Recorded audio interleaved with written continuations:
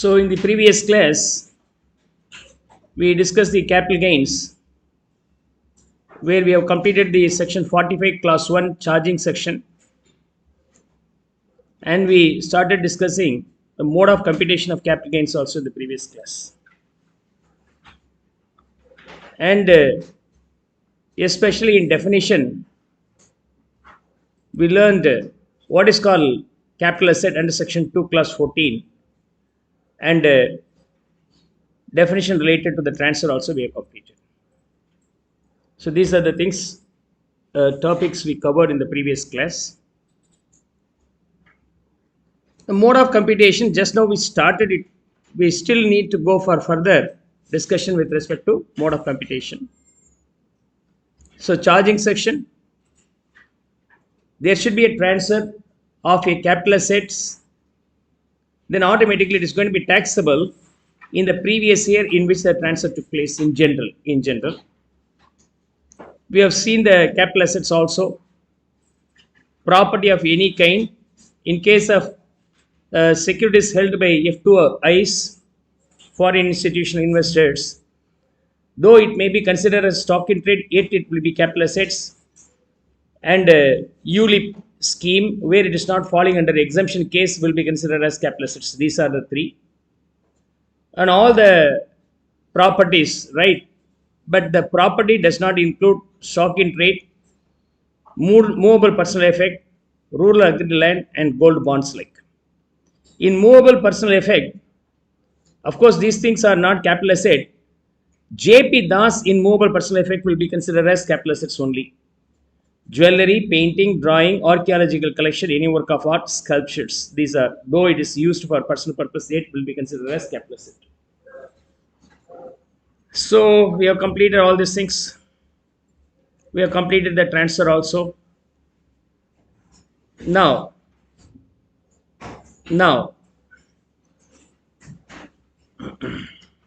for the calculation of capital gains, in case the capital gain is for short-term capital gain, consideration received minus expenses on transfer will be called as net sale consideration. From there, you have to subtract cost of acquisition, cost of improvement, and all related to the asset, then you will get the short-term capital gain. In case of long-term capital gain, you may have the options of indexing the cost of acquisition as well as indexing the cost of improvement. We have referred these illustrations also. See, in this illustration, we directly calculated short-term capital gain. The period of holding is very less than the period recommended for the long-term capital assets. Sale consideration, commission, net sale consideration, cost of acquisition, improvement subtracted to get this value. And in case Proviso 1 of section 48, capital gain for a non-resident where he invests the money from his own foreign currency in India using the transferred amount, especially in securities. Okay. In that case, the calculation is pretty different, where we calculate based on what? Foreign currency. The capital gain is calculated based on the forex rate, not in Indian rate. The value what you get capital gain under forex will be again converted back to home currency. So this will be the capital gain. For the sale consideration, cost of acquisition, you have to find out the forex value. For the forex value, you have to take the average rate, telegraphic transfer buying rate and selling rate, and have 2 divided by 2. While reversing from the capital gain calculated in forex to capital gain in terms of rupees, you have to use the TTPR also. So we have referred all these things. Especially section 48 proviso 2. In case of long-term capital assets, cost of acquisition and improvement should be indexed for long-term capital gain calculations. Okay. Indexation will be applicable for the acquisition as well as improvement also. Though the acquisition happens before this date, 1/4/2001, we don't have the index values by the time. So we don't have the cost of inflation index. As we don't have, we have to take the base year only. I'll see that illustration in subsequent lecture. Similarly, in the case of indexation value means improvement. Improvement cost will be considered for the calculation only if the improvement cost incurred after 1/4/2001. Okay. cost of improvement before 1/4/2001 is always ignored. Always ignored. Is that clear? Hope now you'll be able to understand this concept. So we have studied the application of indexation, and sometimes we don't have the indexation, but all these things happen only after 2001, 1/4/2001. What happens if it is before 1/4/2001? So I'm going to discuss that illustration here. Mr. Singer purchased land and building on 15/6/1997.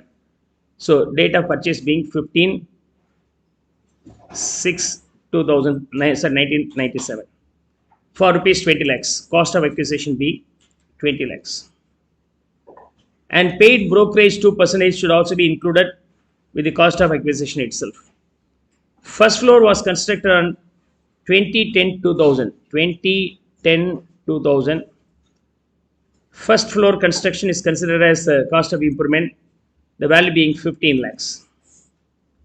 And second floor was also constructed on 18/1/2011 for rupees 10 lakhs. So cost of improvement number 2. This value being 10 lakhs. The entire house property was sold for 150 lakhs and the commission paid was 2 lakhs. Okay, in the current year. Okay, 24-25 sold, sale consideration being 150 lakhs. From the sale consideration, as we pay commission, 2 lakhs will be subtracted to get the net sale consideration. The fair market value on 1/4/2001 is 27 lakhs. So, asset acquired before 1/4/2001, remember 1/4/2001 is very, very important date. In that date, you may need to have fair market value of the property what you have. The fair market value of the property being 27 lakhs. 27 lakhs. In case of land or building or land and building, not only fair market value, you have to consider the stamp duty value also. The value as per the government records on which you supposed to pay the stamp duty at the time of registration. So fees like, okay, tax right. So this is 25 lakhs. So one of the comprehensive illustration to make you understand all the concepts in this illustration. Let's see. I am going to apply the indexation norms here so that we'll be able to understand the logics. Now, sale consideration. Sale consideration being 150 lakhs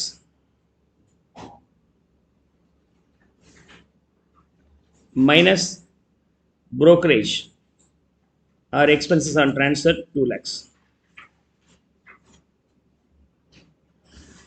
The final value what you get here is called net sale consideration 148 lakhs. 148 lakhs. Now minus cost of acquisition. It is not cost of acquisition, it is indexed to cost of acquisition. I am going to calculate that separately here. If the acquisition happens before 1/4/2001, we don't have the cost of inflation index before that date. So it starts from 2001 to onwards. So any cost incurred before that date, in case of improvement, should not be considered. In case of purchase, that can be taken for verification purpose only. Let's see. Cost of inflation index.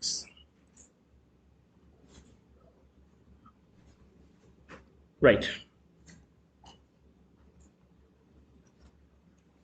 I put that here. So what are the dates in inflation index required? Cost of inflation index required. Naturally, if it is before 1/4/2001, we don't have inflation index applicable for that period. We no need to have. Exactly on 1/4/2001, the base year, the cost of inflation index being 100. And we need to know 18/1/2011 means 10 and 11. 10 and 11, the index value being 167. And year in which the sale happens, in that date, the value being 363. These are the values we are in need. Rest not required. In your examination, usually the index value will be given. No need to worry about that. You no need to worry about that. Now, in case of cost of acquisition, before 1/4/2001, you have to consider You have to consider the different aspects here.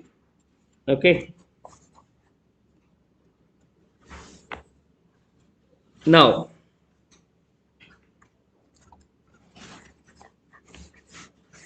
let's see.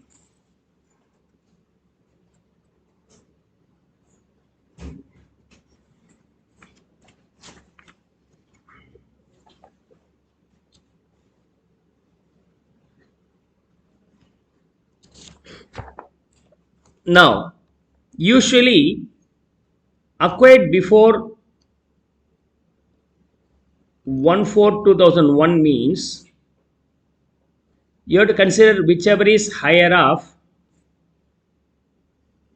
cost of acquisition and fair market value on 1/4/2001 will be taken.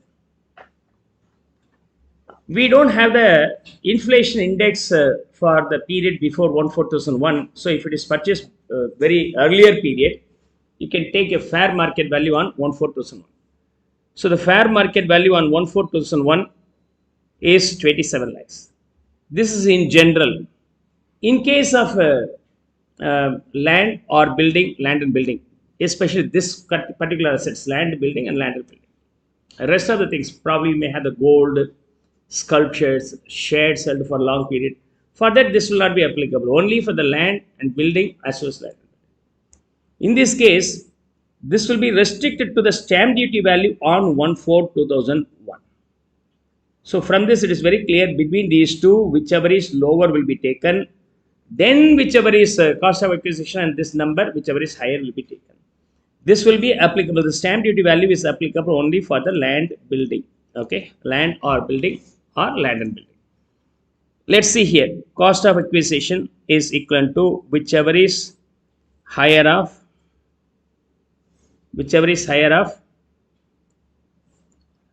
actual cost of acquisition,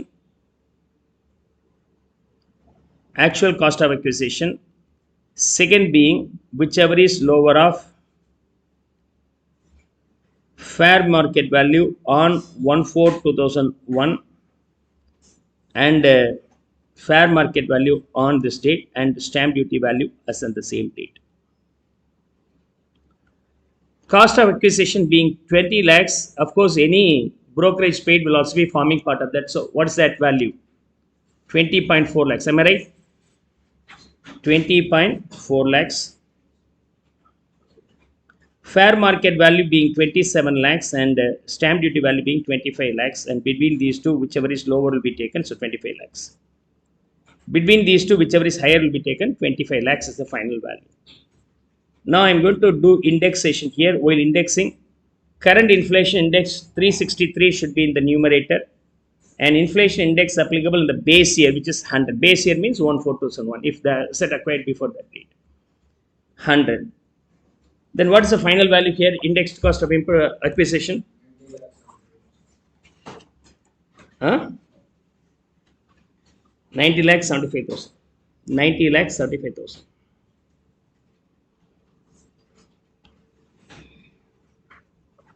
Now, indexed cost of improvement, number one, ignored as this is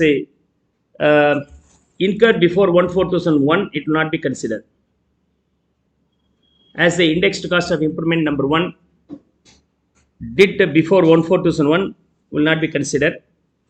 Then indexed cost of improvement number two, this value being 10 lakhs multiplied with the current inflation index 363, inflation index in the year the improvement carried over 167 should be the denominator value. 10 lakhs into 363 divided by 167, the final value being 21 lakhs 73,653. Now if you subtract these two, then automatically what happens? You'll get the long-term capital gain. This long-term capital gain being 35 lakhs 51,347, taxable at the rate of 20%. At the rate of 20%.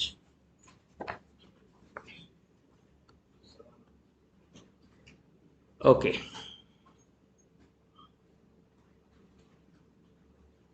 Now, in case if you opt out, you have the options. If the sale happens after 23rd July 24, then you have the options to declare your long-term capital gain without indexation. If you show without indexation, your tax rate is lower. So in that case, 150 lakhs, 2 lakhs, 148 lakhs.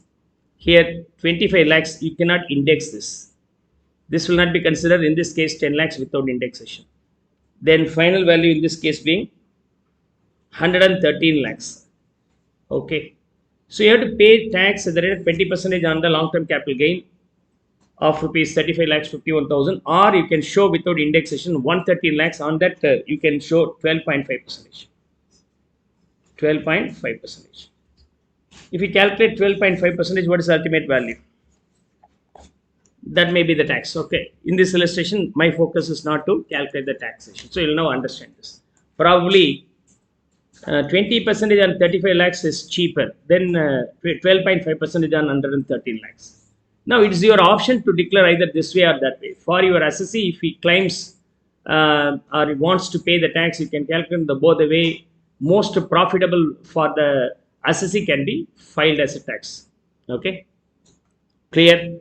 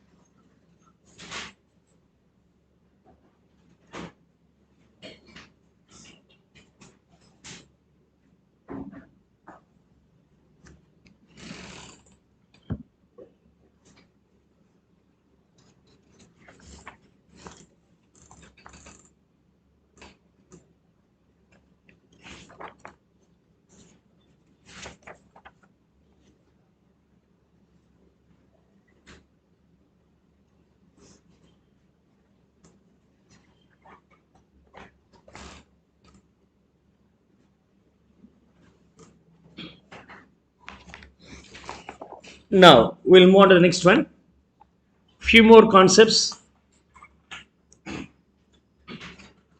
Xavier had taken loan under registered mortgage deed against the house, which was purchased by him on 26/5/2006. This property is purchased by Xavier. Okay. Now the value being 5 lakhs, cost of acquisition being 5 lakhs.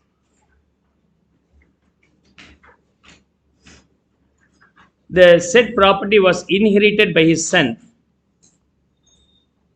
Abraham. Okay, probably this is loan amount.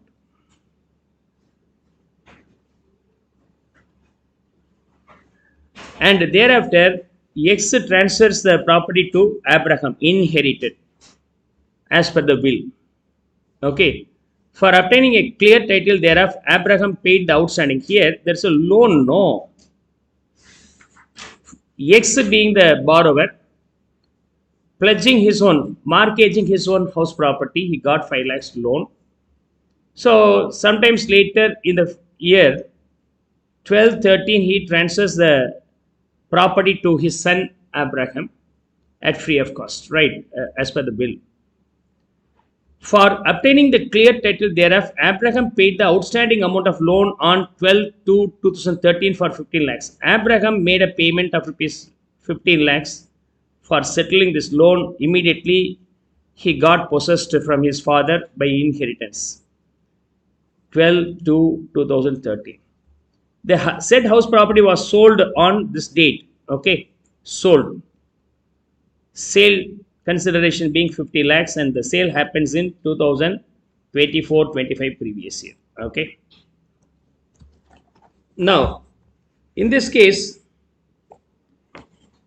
I think this is what about cost of acquisition, not loan. The loan amount is pending, not known clearly. This is a loan repayment made by A. Repaid by A. How can we calculate? Sale consideration being 50 lakhs minus indexed cost of acquisition. Indexed cost of acquisition. A gets it at zero cost from his father and he settles this loan.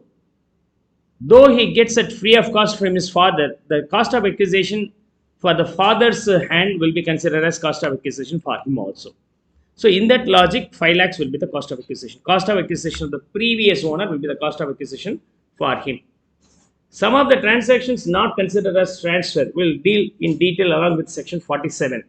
Like if the assets transferred by will or gift and some more, okay, on partition of the Hindu and dividend family, one of the members may get the house property and all.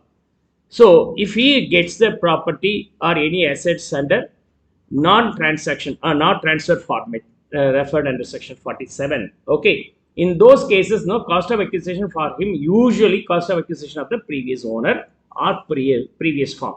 We'll see that later on. Anyhow, in this case, very simple term is the cost of acquisition of the previous owner will be the cost of acquisition in his hand. Clear? So 5 lakhs. In the current inflation index being 363 and inflation index applicable in the year 67. Come on, what is the inflation index for this year? I think it is 122. Am I right?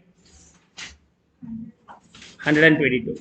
Okay, so then calculate the index to cost of acquisition here, which is 14 lakhs 87,705 minus indexed cost of improvement.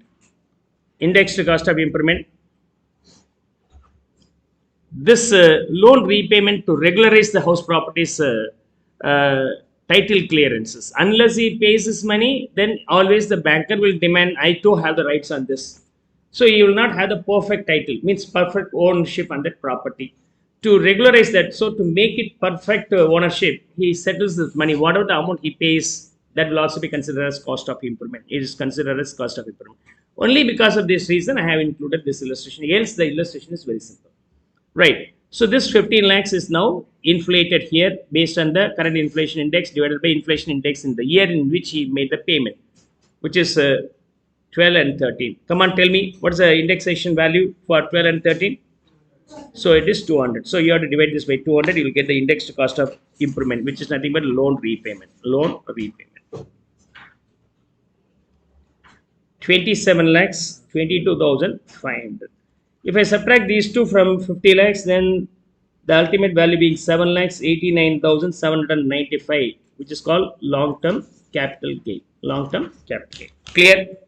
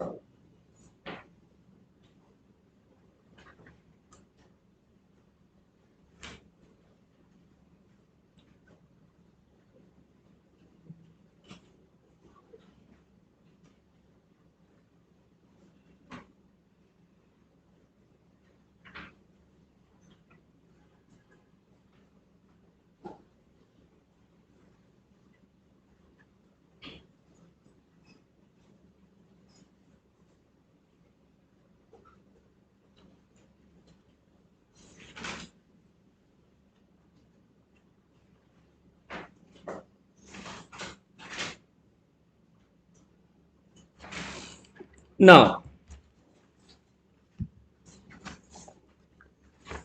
let's move on to the next one. Mr. Singer acquired land on 1st July 2007 and constructed a building on such land on 1st August 2024. So land acquisition date being 1st July 2007. Land, okay. And this is what about the date of acquisition or construction. And he constructed the building sometimes later. Construction happened on 1st August 2024. Both land and building was sold on 1st February 2025. So the date of sale being 1st February 2025. State whether the capital gain is a short term or long term. Now you have to segregate that into land and building separately. Land acquired on 1/7/2007 and sale date being 1/2/2025. So more than 2 years. Period of holding being more than 2 years. In this case, 1/8/2024 to 1/2/2025 less than 2 years. Okay. So if the period of holding is more than or equal to 2 years, then it is called as long-term capital gain, capital asset, and the gain due to this will be considered as long-term capital gain. And in case of building, the period of holding is less than 2 years, so this is called short-term capital asset, and profit or loss by selling the short-term capital asset will be called as short-term capital gain or loss. Is that clear?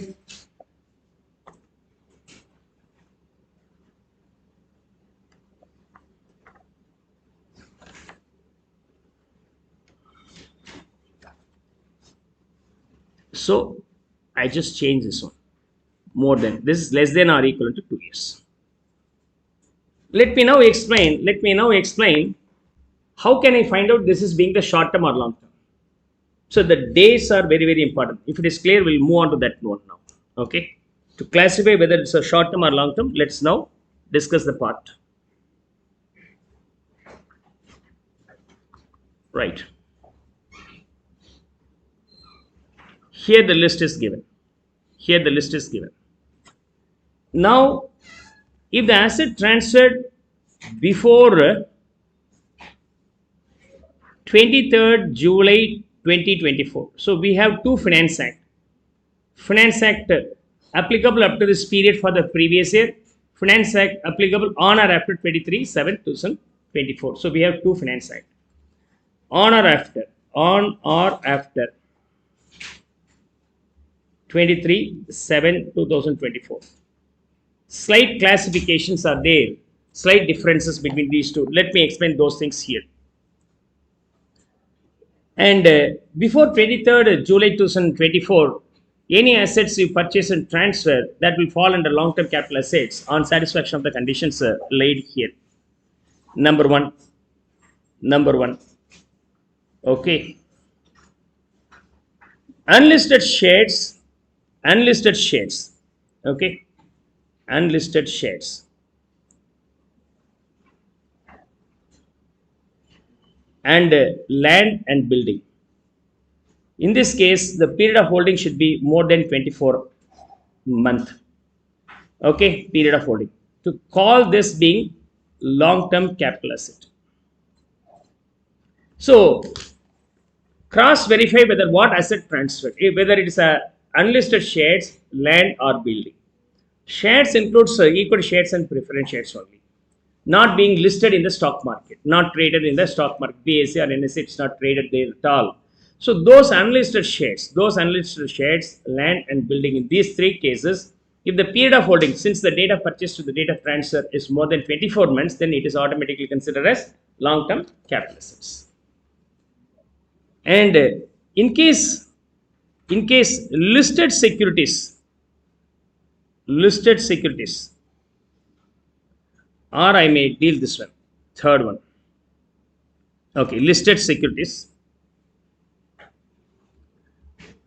and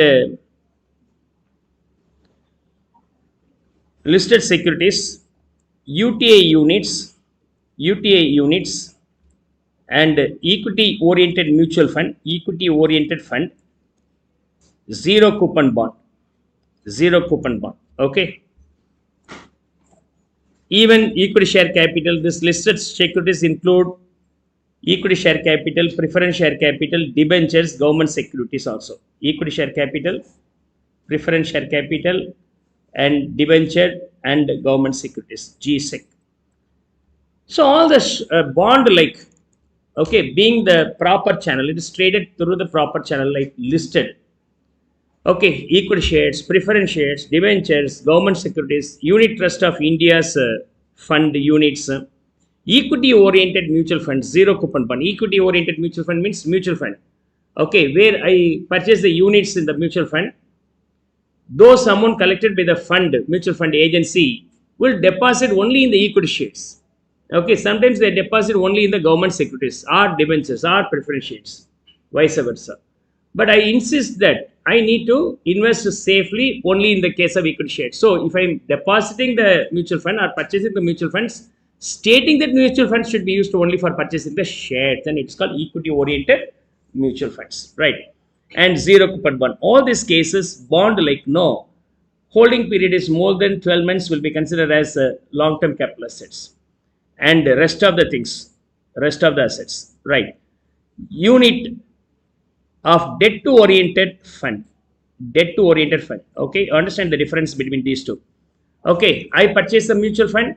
Mutual fund, the agency or asset management company, with that amount they purchase only the debentures or any debt instruments, they don't invest in the shares, then it is called debt to oriented fund.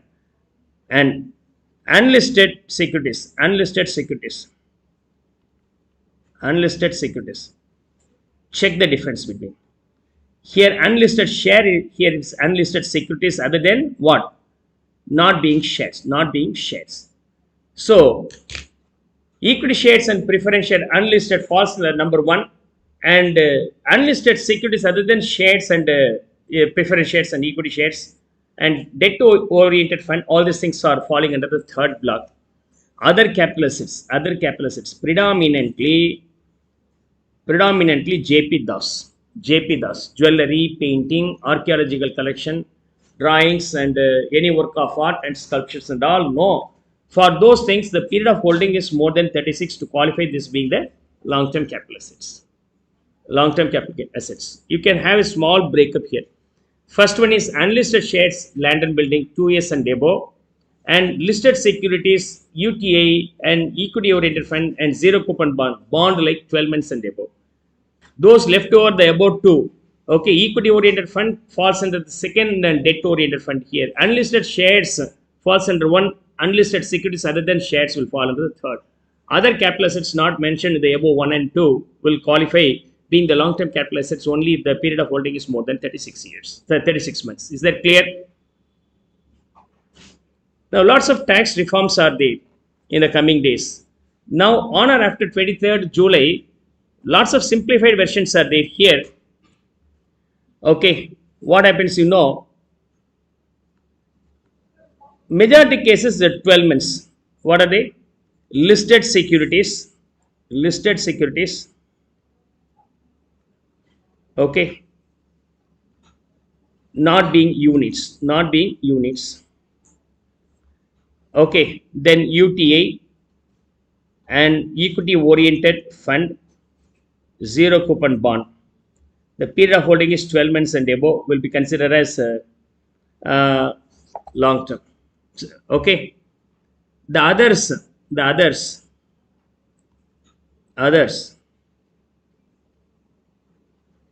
more than 24 months will be qualified as long term. From this it is very clear. Okay, the 1 and 2 merged and made into second itself. Clear? So listed securities except the units, okay, except the units. And UTA units, equity oriented mutual fund, everything will fall. Okay, the same. Here also cannot be units, here also cannot be units. The second remains the same, but 1 and 3 clubbed and made the period of holding being 24 months and more than 24 months will be considered as long term capital assets. On transfer of such long term capital assets, any profit or loss you will get, no, that will be called as long term capital gain. Yes, short term capital gain, assets and short term capital gain. Okay. So the gain or sale on long term capital asset is long term capital gain. Yes, it will be called as short term capital gain. Is that clear? Hope you will be now able to understand how can we classify the assets into long term and short term. So in definition section, this one is there. Okay. So long-term capital assets, long-term capital gain, short-term capital assets, and cash short-term capital gain. So we have covered all these definitions. Clear? Now, so very important concept is section 45. Sections being section 45 class 1. Directly go to section 48, also mode of computation. In mode of computations, we have learned all these things in detail here, that indexation. Okay, cost of acquisition, indexation will not include interest on loan for construction of the house. It will not added. And in case of transfer takes place before this date, indexation is applicable. In case transfer takes place after this date, assets other than land and building, indexation not available. Okay, so it is simplified. Any assets other than land and building, only to the land and building only, indexation provisions will be applicable. So in case of indexation, what happens? We have two classification. Before 23rd July 24, on or after 23/7/24, two classification. Here, if it is being long-term capital assets, then automatically you can go for indexation. You can go for indexation. In case of on or after this date, okay, you classify the assets into two varieties: land, building, or land and building. Other assets. Here you have the option. Okay. Either index and pay tax at the rate of 20%. Okay. Or no indexation, pay only 12.5% taxation. It's your option. But for the other assets, no indexation is applicable. So from the next year, the topic remains very simplified one. So we don't have the indexation at all for most of the assets, only for the land and building. For the rest of things, nothing will be there. In this year, up to 23rd July, we have the indexation options mandatory for all the assets. Thereafter, the new Finance Act will be applicable. So as per the new Finance Act, indexation will be optional for the land and building. You can either go for indexation or no indexation. But after that, okay, other than that particular land and building, you don't have the options to index at all. Clear? Hope you will be now able to understand. So Act is simplified. That's all.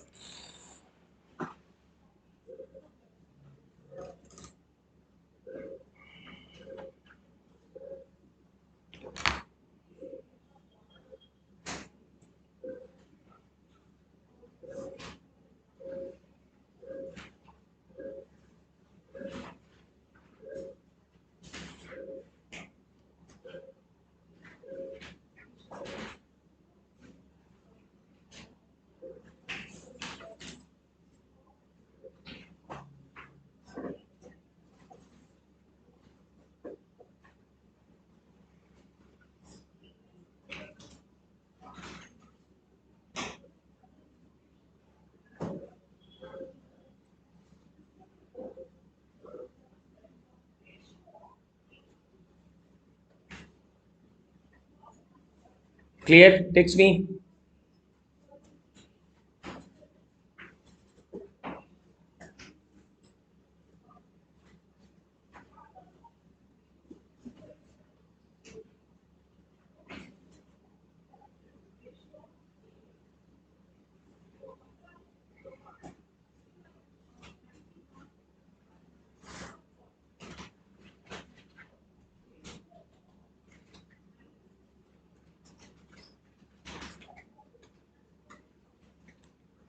Now,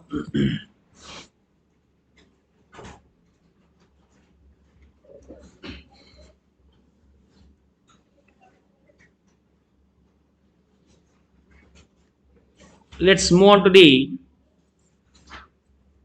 section 45, class 1A onwards. Okay. So the order of learning is this one. This is how you can learn. Finish up first of all charging section, and section 48 proviso preferably proviso 2. Okay. Thereafter, you have to study 45 class 1A, 2 and 5, 46 in sequence. This is the way you have to study. Under section 45 class 1, charging under capital gain, you know that there should be a capital asset and there should be transfer, and because of that there should be capital gain or loss, and automatically it is taxable. When it is going to be taxable? Taxable in the previous year which the transfer took place. Is that okay? Is there any exceptions, sir? Yeah, of course, we are going to study those exceptions under the other sections. Section 45 class 1A, 2, 3, 4, 5, 5A, and all these sections are there. But for the CA Inter, they have confined with these 4 sections only. For the CMA Inter, of course, they have additional sections also. Now and then you have to understand. At final level, of course, you will study all these things. Now, our focus is to cover these 4 sections here. Section 45 class 1A, class 2, class 5, and section 46. As already told you, section 47 is nothing but the transaction not regarded as transfer. Some of the transfers will not be considered as transfer at all, though you feel it seems to be transfer, a transaction seems to be, but not considered as a transfer for the taxation purpose. And on satisfaction of some of the conditions, this will not be considered as transfer. If it is not considered as transfer, means capital gains tax will not be attracted. Capital gains tax will not be attracted. But if the condition is violated later on, automatically the year in which the violation happened, automatically it becomes taxable. That is coming under section 47A. I try to finish up all this set now. Okay. Let's start with section 45 class 1A. Very simple. All these things are very simple. We'll rush through a bit faster. There is no any complications. You can understand all these things here. Section 45 class 1A. Now what happens if your asset got destroyed or damaged, okay, and it is insured and you are getting the insurance claim? How can we handle that? So the asset, okay, what you have, capital asset got destroyed. Now the question is whether it is insured or uninsured. Insured or uninsured. Okay, insured or uninsured. In case of insured, sale consideration is equal to the claim received. Claim received minus cost of acquisition as well as indexed cost of acquisition, whatever it may be as a term may be. Okay, and cost of improvement, and you can also of course go for indexation if it is required. Then the final value will be your capital gains, long-term capital or capital gains simply. Clear? So if it is insured, the claim what you receive is considered as sale consideration and rest will be the same. Two predominant points to be studied under section 45 class 1A. Asset got damaged due to some natural calamity like flood, typhoon, whatever it may be. Because of that reason gets destroyed. Earlier that too you might have insured and now you are getting the insurance claim, means that insurance claim is considered as your sale consideration minus the rest of things of the normal process. And when it is going to be taxable, that's very, very important. The date of destruction here being, okay, date of destruction being 15th March 25. Claim received being 15th April 25. Now, capital gains will be calculated for which period? Okay, in this period, 15/4/2025. Destruction happened in this period, but you are getting the claim only in the next financial year. This is related to the financial year 24/25. This is related to the financial year 25/26. So it is not the year in which the sale happens, transfer happens. It is the year in which you are getting claim matters. So it is going to be taxable only in the year when you are getting the claim, not destruction happens. So will the destruction be a transfer, sir? Yes. Go and refer section 2 class 47. In 2 class 47, destruction is also considered as transfer. We have referred already. So 2 class 47. See? Okay. conversion. Okay, here it's not stated. Okay, no issue. So okay, so that destruction will also be considered as transfer here. With this provision, you can go proceeding the rest of things as usual. So point number one to be considered here is this one. Point number one, sale consideration is nothing but claim. Sale consideration is nothing but claim. Point number two, taxable only in the year of receipt. Taxable in the year of receipts, number two. Number three, whether the indexation is applicable or not. What happens, sir, if the indexation is applicable? You can do indexation up to the date of destruction. Thereafter, you cannot do indexation. Okay. You can do the indexation up to the date of destruction. You are getting the claim 3 or 4 years later. You cannot go for indexing for the remaining 3 or 4 years. You can index only to the date of destruction, but taxable on receipt. Taxable on receipt. These are the 3 points you have to understand. So what happens are, if it is being not insured, you cannot consider this for the capital gains at all. You cannot consider. So why, sir? Not insured, definitely there is a loss. Government will not accept to show the loss. Government wants only to show the gain. If you are getting the reserve, means revenue, then it will be considered as taxable profit. But if you are not insured, all the money has lost, government is no bothering about your loss at all. What happens if it is if the asset being the depreciable assets, sir? Okay, in case of depreciable assets, come on, tell me. In case of depreciable assets, what happens, you know? Opening WDV plus purchases minus sale. Instead of sale, here claim received. Okay, that will be subtracted. After that, you need to have the value as well as asset. If any one or both missing, automatically short-term capital gain will come. Already I guided you that along with section 32, and by the time I referred that, I may guide you along with section 45 plus 1 later on, 1 year later on. So I am referring that.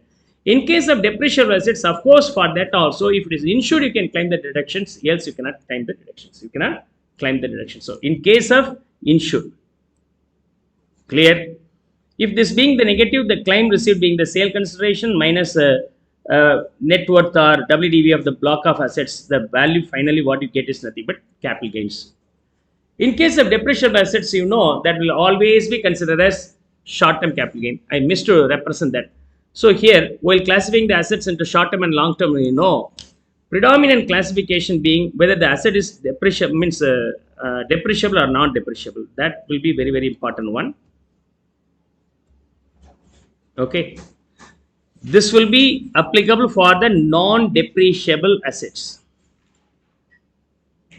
In case of depreciable assets, where under section 32, we have claimed the depreciation. Okay.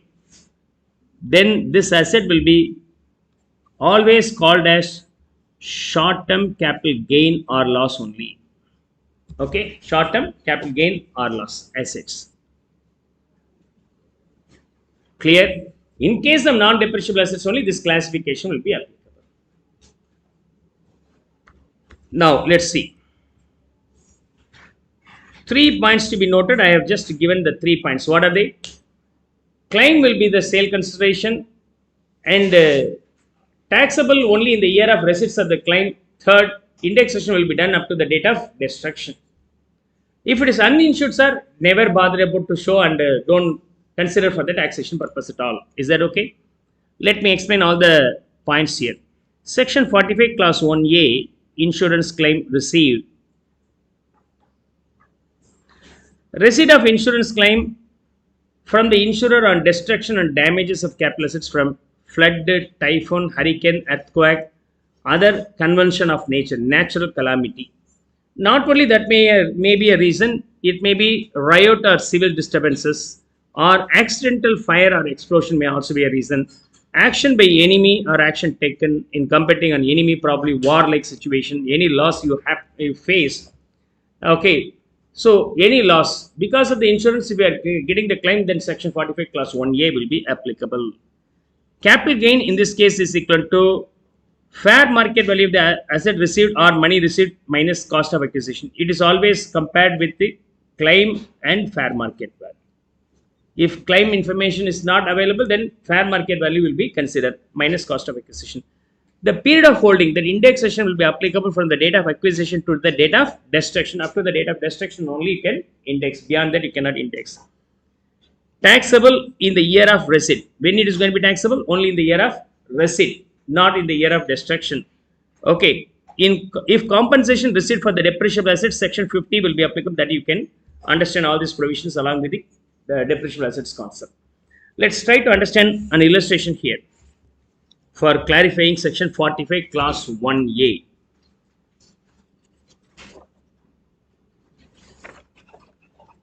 Okay.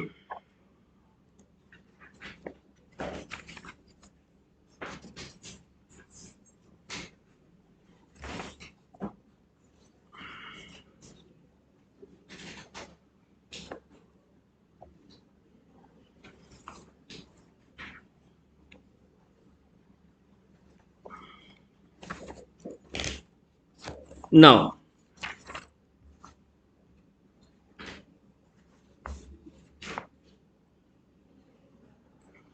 Mr. A is an individual carrying on business. His stock, machinery were damaged and destroyed in the fire accident. Okay.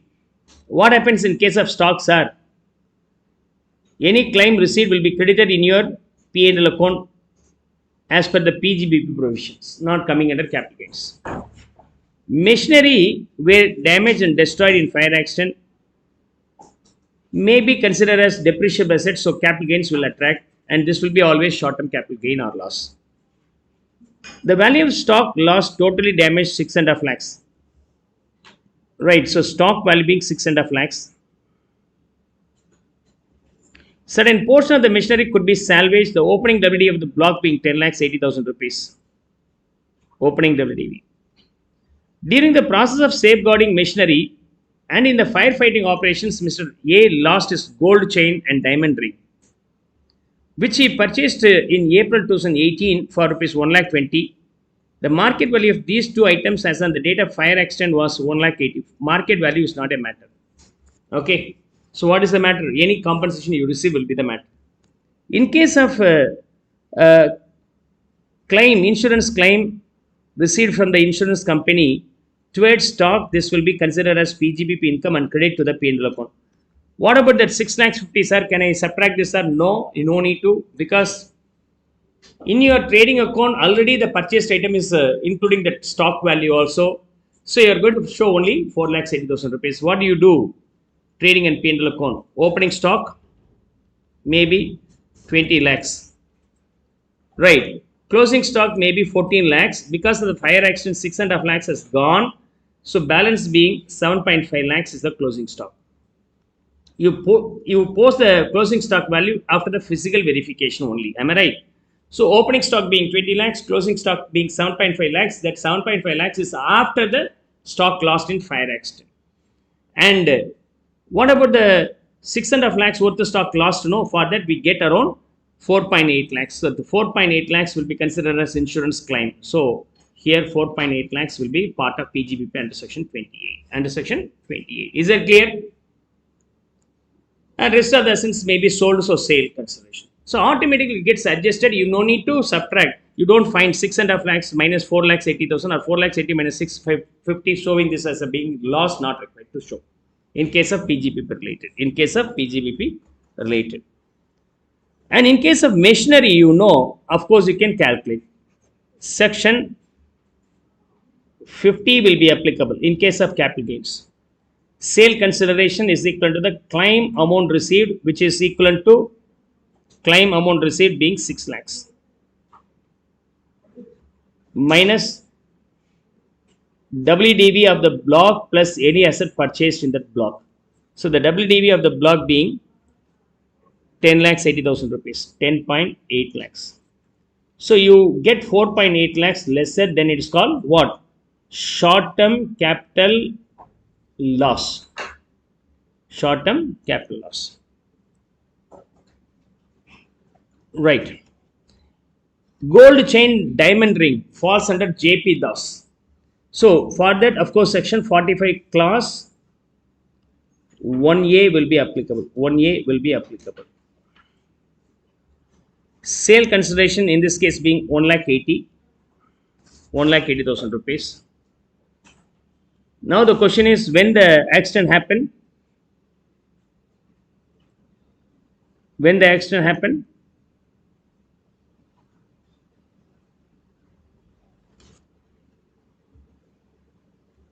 Okay, nothing stated. So then we assume, okay, what? Probably 1st January 25, like.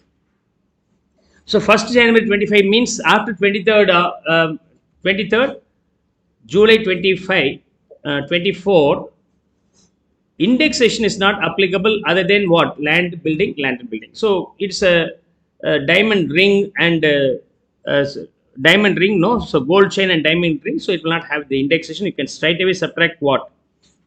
Cost of acquisition. Cost of acquisition of this being 1,20,000 is subtracted. Balance 60 is called as long-term capital gain or loss. Here it's a gain. Here it's a gain. Clear? Hope you will be now able to understand. Stock loss is PGBP. Machinery is a depreciable assets handled similar to section 32 and section 50. And gold chain and diamond ring is being the asset where the section 45 class 1A provision will be applicable. Clear?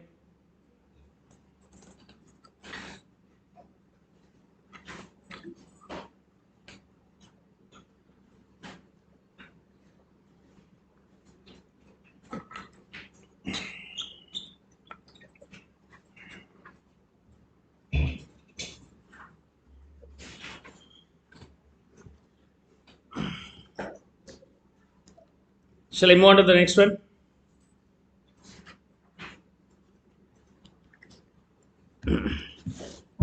Hope I have explained all the provisions.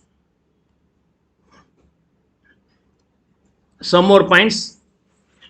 Compensation received with respect to the repairs and renovation to the extent deduction allowed will be considered as taxable under section 41 class 1. You have done the repair and you have insured the repair cost. Repair expenses debited to the P&L account. If you are getting any claim for that, what happens? Section 41 class 1 will be applicable. PGBP, deemed income. Okay. Any amount claimed as expenses by debiting to the P&L account earlier on recovery of that income, whatever it may be considered as your income. So that way, this will be your income under section 41 class 1.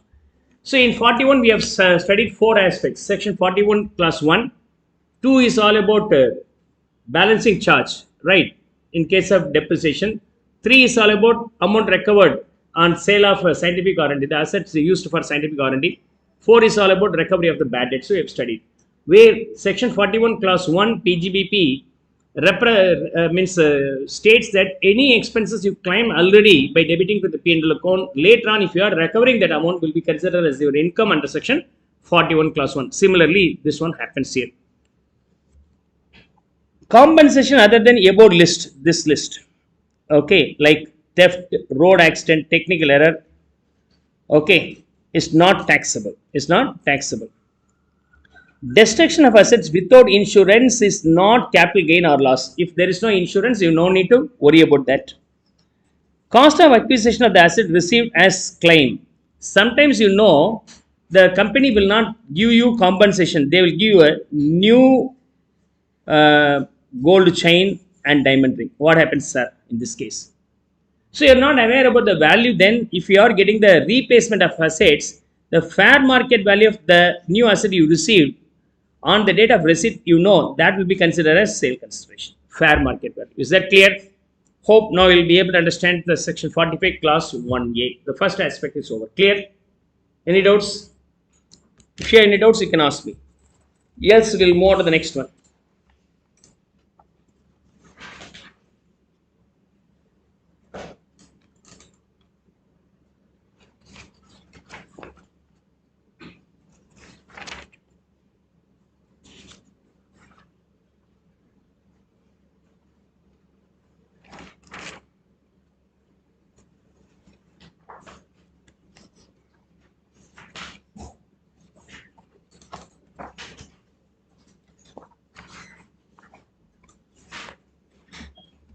Make it faster.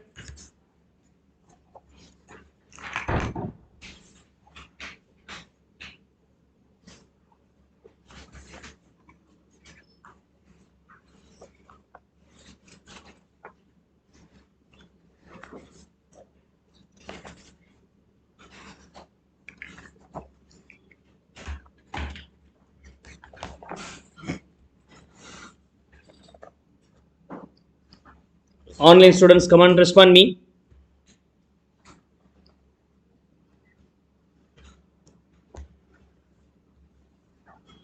Now, we'll move on to the next one, section 45, class 2. 45, class 2. C. Capital asset is converted into stock in trade sometimes later on sold. Later on sold. Capital assets held as capital asset for some period, later on converted into stock and sold. So, similar situation was already studied under section 28. If stock in trade is converted into capital assets and later on is sold as capital assets, what happens? The moment it's converted into capital assets, in your P&L account, okay, the fair market value on the date of conversion into the capital assets will be the capital gain, means PGBP under section 28. The stock value being, say, 20 lakhs. On the date of conversion, the fair market value being 25 lakhs. And later on, it is sold for 30 lakhs. If the capital asset sold for 30 lakhs, then the difference between these two 5 lakhs is considered as capital gains. The date in which it is converted into capital assets, no, the fair market value will be considered as PGBP income. 25 lakhs. Is that okay?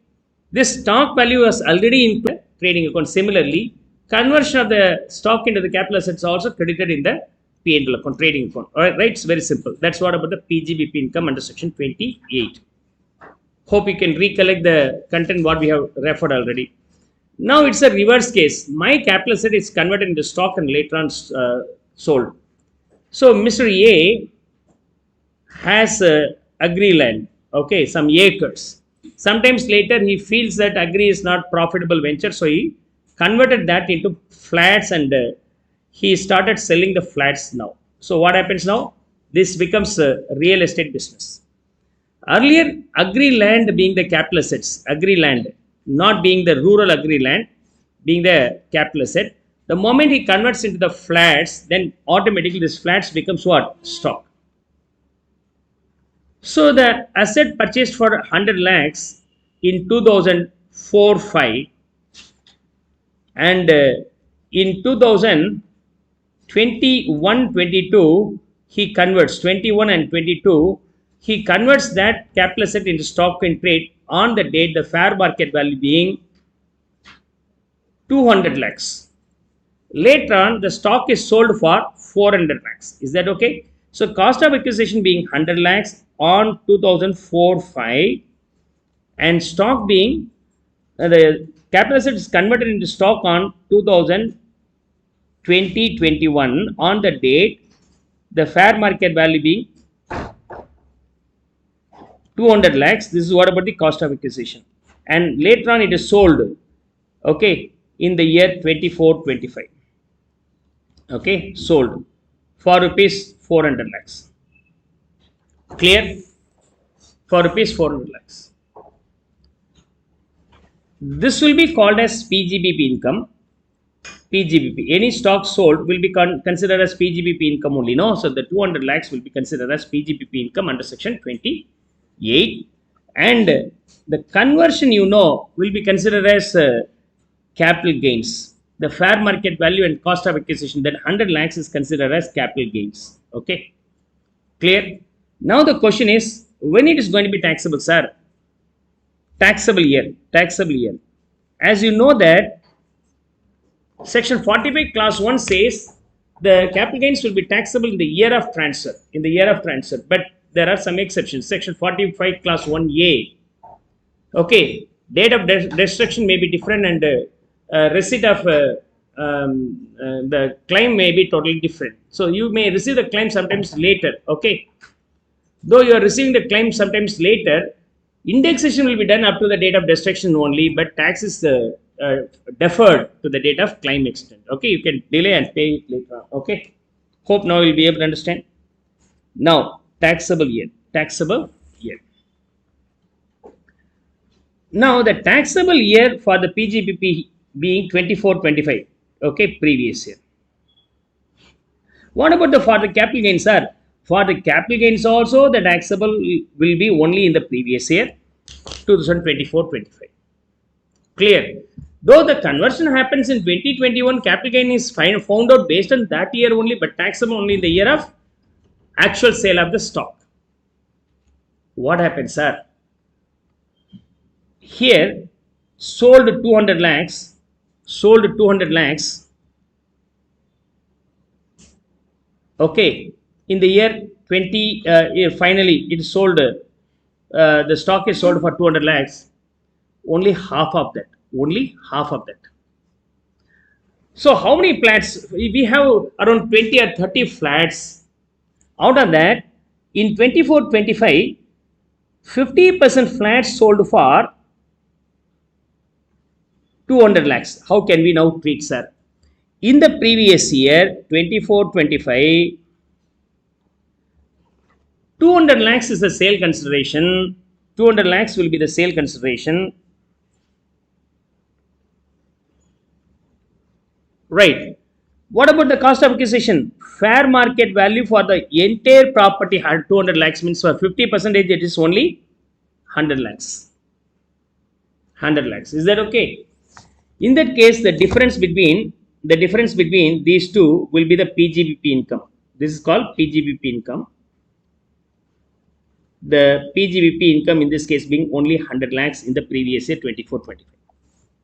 What happens to the capital gains, sir? The capital gains being 100 lakhs, only 50% of converted stock sold, no.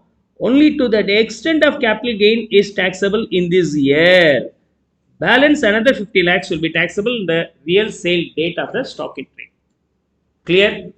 See, you are converting the capital assets into stock in trade because you don't have any other option, you don't have money. So you want to start a new business rather than being idle. So I converted all my stock in means capital asset into stock in trade. I don't have the cash. If the department claims to pay the tax immediately, they don't have the cash. So to relax them, if the tax liability will be delayed to be settled until the date of real sale of the asset in the form of stock later on.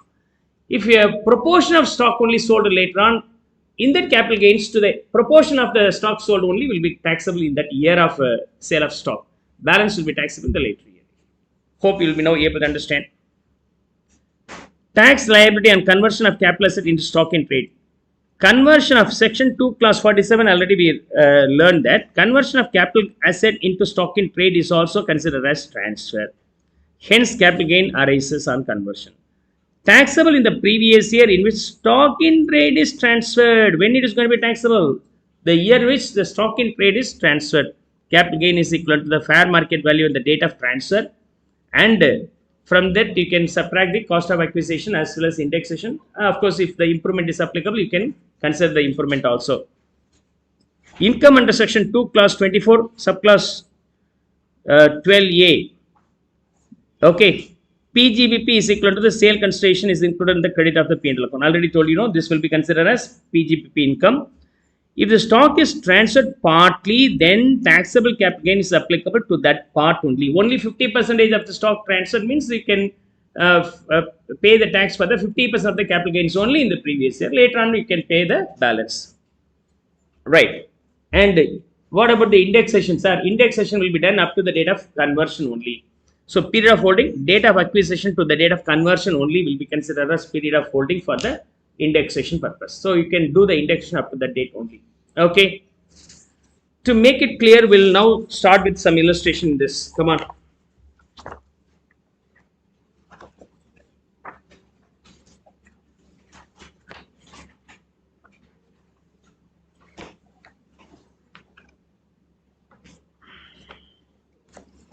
Now, Arno converts its plot of land purchased in July 2018 for 80,000 into stock in trade on this date. So, capital assets July 18, cost of acquisition 80,000 rupees.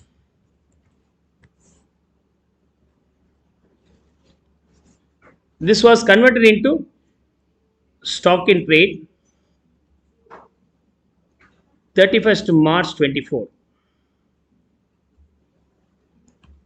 On the date, the fair market value being 1,90,000.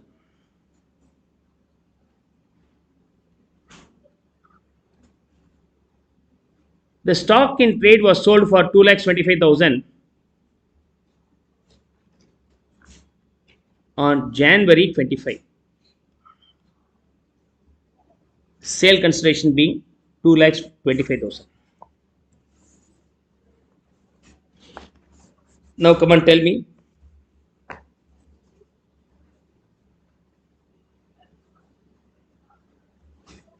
Now the difference between these two will be your PGBP income.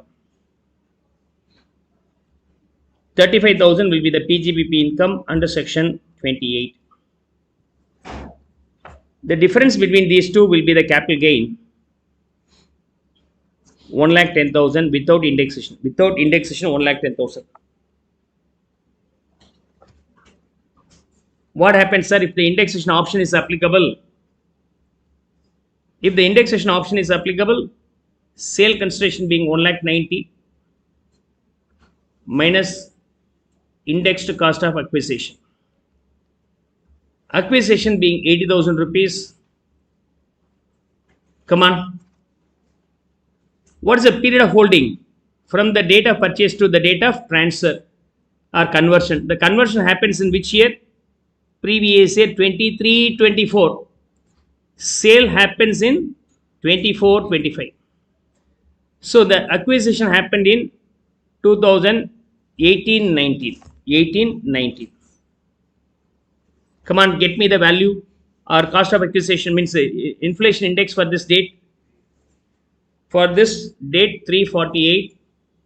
For this date 280. Okay. Now into 348 divided by 280. Indexed cost of acquisition here being 99,427. If I subtract, then you will get the long term capital gain being 90,573. This is taxable in the previous year 24-25, assessment year 25-26.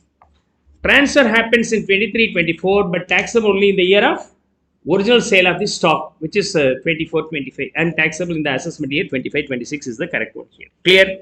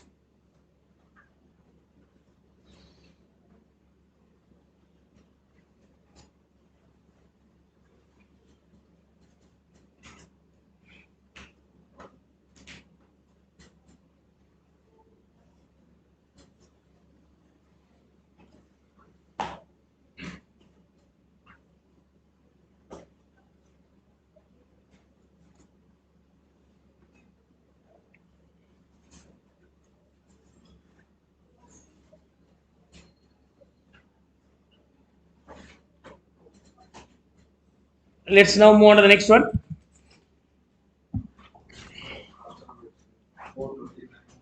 Hmm? 420? 2 rupees difference. Leave it. Okay. Shall I move on to the next one? Okay. Now, section 45 clause 5, capital asset is compulsorily acquired by central government. Three aspects: capital assets compulsorily acquired by the central government for their requirement projects.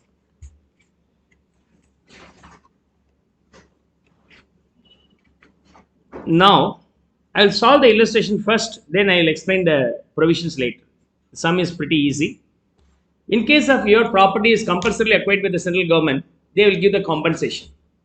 If the government gives the compensation, that compensation is equal to the sale consideration, the rest will be the same. So you can calculate the entire capital gains assuming the compensation being your sale consideration. But the trouble here is, if the assessee is not satisfied with the compensation received, he may go to the court for increasing the compensation. If there is any compensation revised and increased later on, what happens?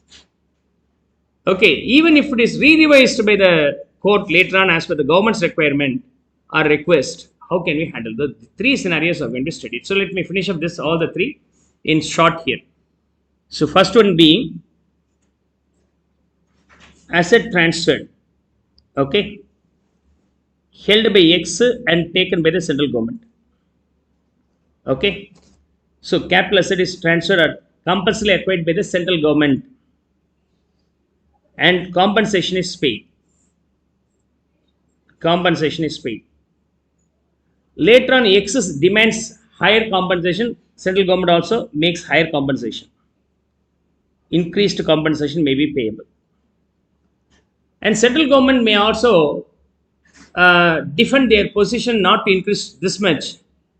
And court may also order in favor of central government.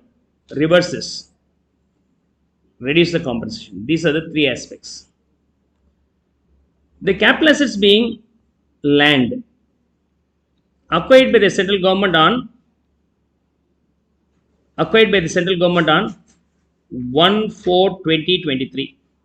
Originally, the asset acquired by X being 1/4/2005, and he gets the compensation only on 1st January 2025. 1st January 2025, and later on, assessee dissatisfied with the compensation. Probably the compensation being say 100 lakhs. Indexed cost of acquisition being 80 lakhs. Now, X demands are the compensation 100 lakhs is very, very lesser, sir, compared to the market. I am actually not interested to sell, but the government compulsory taken up, at least justifiably there should be revision in the compensation. Court immediately ordered, give another 50 lakhs. Give another 50 lakhs. Already 100 lakhs paid, another 50 lakhs also paid. Okay, oh my God, I erased. Okay.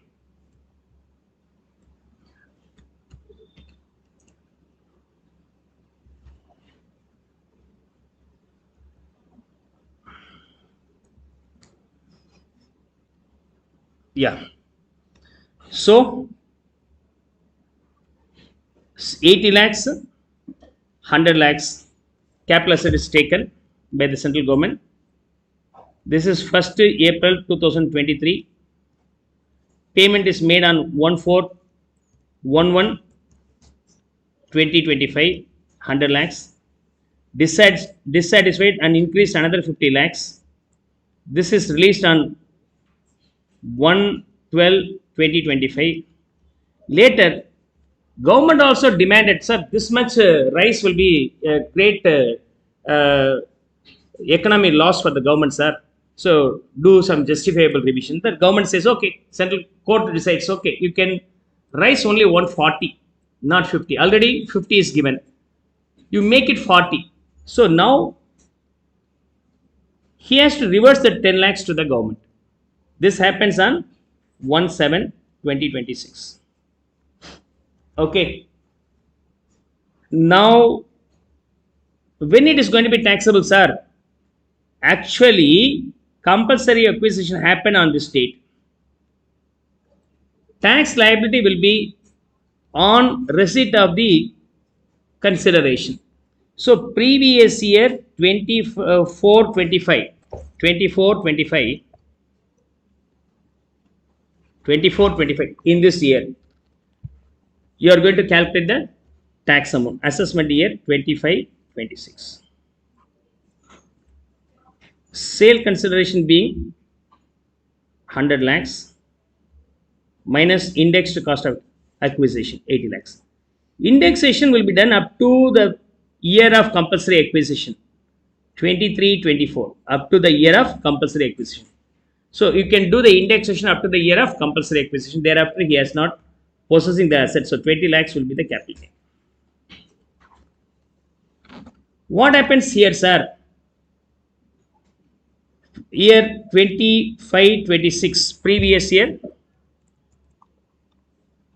25, 26 assessment year 26, 27. He gets another 50 lakhs, that is called sale consideration. 50 lakhs. 50 lakhs. Is that okay? But he might have spent some expenses for the court, legal advices and other fees. That, if any, can be subtracted. Legal expenses can be subtracted here. This is called capital gain. Subsequently, it is revised and reduced. Then what we can do, sir? You have to recompute this. You have to recompute this. 3 steps are there. 3 calculations may be involved. Most probably in your examination, you will get only the first one and second one. Okay, most probably. Now let's try to solve this illustration. Mr. B acquired a house property for 50,000 in 96-97. In 96-97. Okay, the date of acquisition being this date. This is acquisition. This is acquisition. On his death in October 2016, the house was acquired by his son C, may be inherited. The market value of the house on 1/4/2001 was 4 lakhs. Stamp duty value is also be given there. The acquired asset acquired before 1/4/2001 being the land means you have to consider 3 values. One is actual consideration, stamp duty value, and fair market value on 1/4/2001. So you have to compare all the 3 and make the decision accordingly. The house was acquired by the government on 15/3/2020 and compensation 32 lakhs is paid to him on 25/3/2025. Okay, so let me finish up this first of all. Sale consideration. What is the sale consideration here? The compensation what he receives will be the sale consideration, which is 32 lakhs minus indexed cost of acquisition. The cost of acquisition in this case being, you have to compare 3 items here, 3 items here. Okay, what are the 3 items? Cost of acquisition is equivalent to whichever is higher of actual cost of acquisition to whichever is lower of fair market value as well as stamp duty value on 1/4/2001. Actual cost of acquisition for him, he gets in gift format. So you have to take the cost of acquisition of the previous owner and the fair market value being 4 lakhs. Stamp duty value as on 1/4/2001 being 3 lakhs. Between these two, whichever is lower, 3 lakhs. Okay, between these two, whichever is higher, 3 lakhs will be considered. So here the value being 3 lakhs multiplied with the cost of inflation index applicable in the year of actual compulsory acquisition. The acquisition made by the government being 15/3/2020. It means 1920 will be the previous year. In the year the government compulsorily acquired your property. Come on, get me the cost of inflation index on this date. Come on, 1920. 289. Indexation is applicable up to the date of compulsory acquisition, because the period of holding will be from the beginning of the acquisition date to the date of compulsory acquisition by the government. So 289, and it is available since before 1/4/2001. So base year will be considered as 100 value here. 3 lakhs into 289 divided by 100. What is the indexed cost of acquisition here? 8 lakhs 67,000. Right. Now you'll get what? Long-term capital gain 23 lakhs 33,000. When it is going to be taxable? Previous year 24-25, assessment year 25-26. The year in which you are getting the compensation. Even if you are getting a portion of the compensation, then in that year it is considered as fully received. You have to pay the tax on that year itself, even a portion. Rather than 32 lakhs, only 5 lakhs is received. What can we do, sir? In that year itself, it is going to be taxed. In that year itself, it is going to be taxable.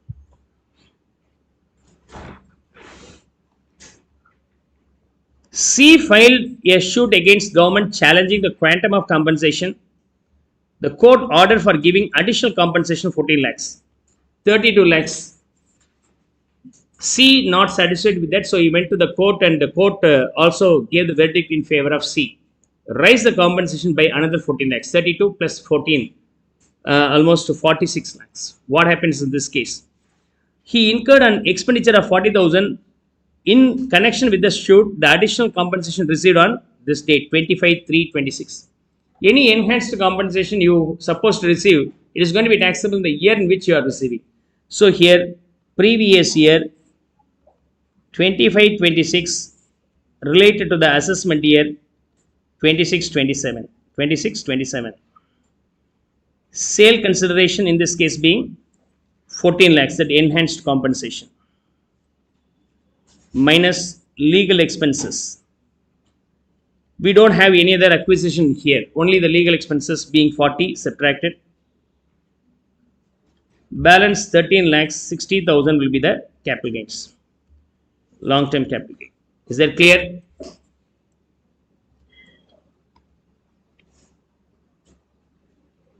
Now,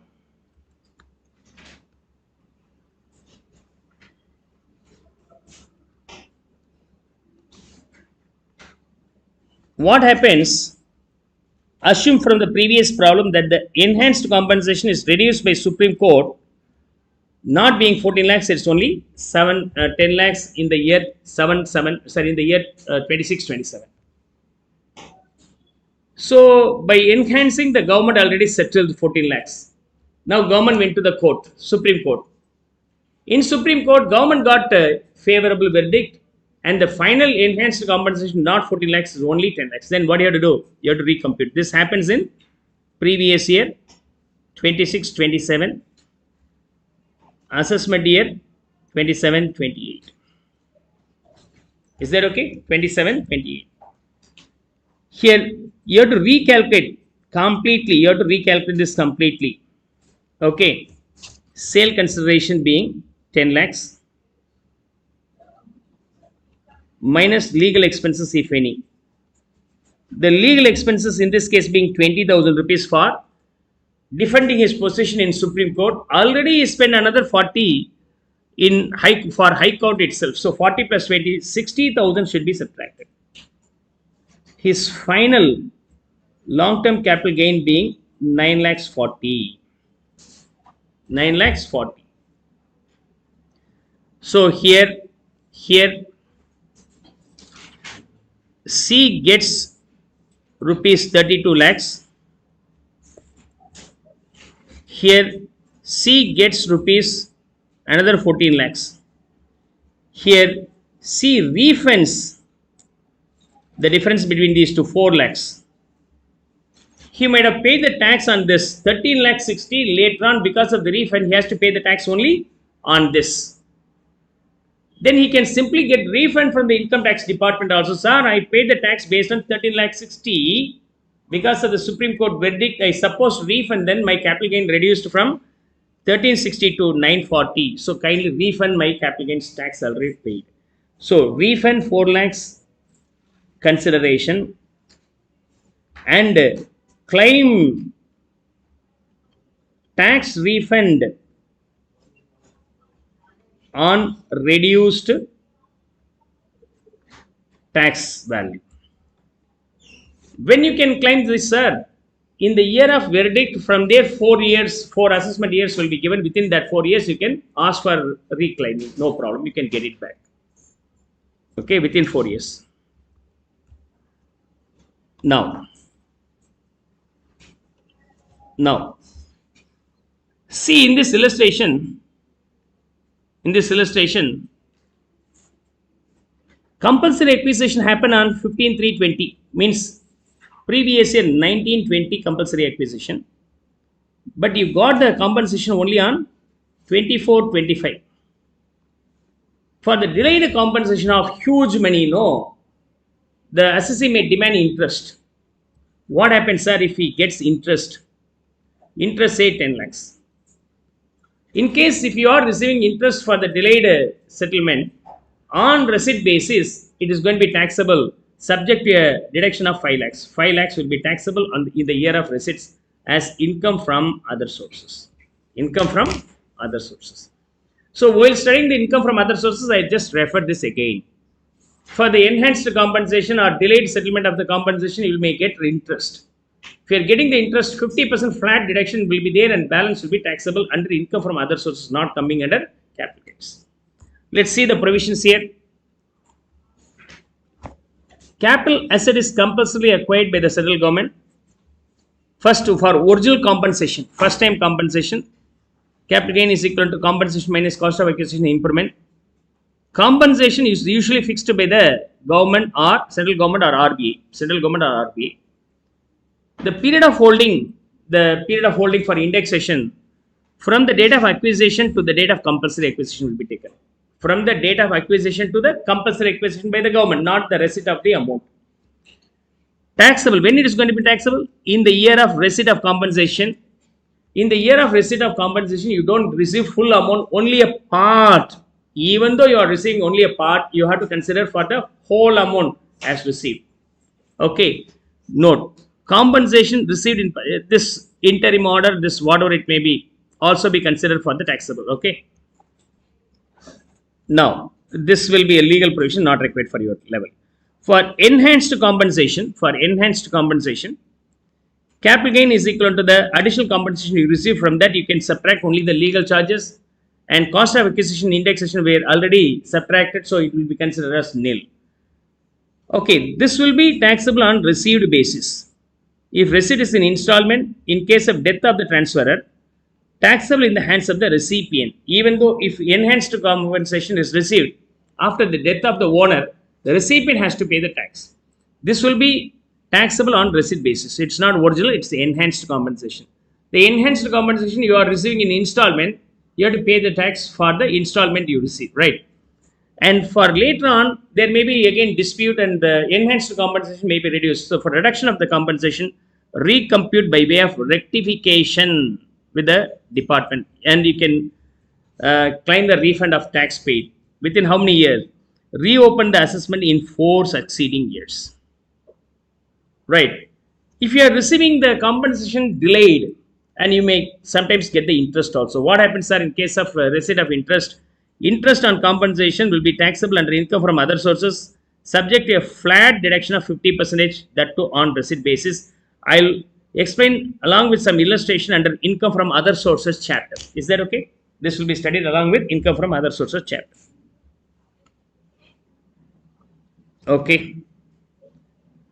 Now, capital gain is exempt if exempt under section 96 of the right to fair compensation and transparency in land acquisition, rehabilitation and resettlement act. If you are receiving in this reason, nothing will be taxable. Okay. Transparency in land acquisition, rehabilitation and resettlement act. Okay. Okay. This will be very rare. What's the new capital of Telangana? Telangana or Andhra Pradesh? Amaravati, right? So Amaravati still under process, not shifted completely, right? So for that they need huge land.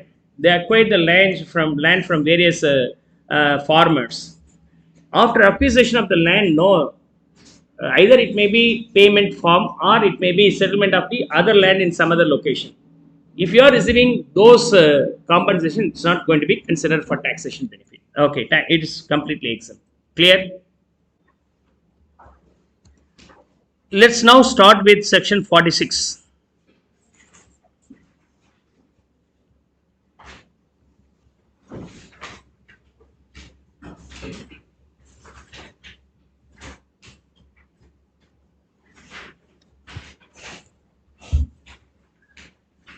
Section 46, clause 1, distribution of assets by companies in liquidation.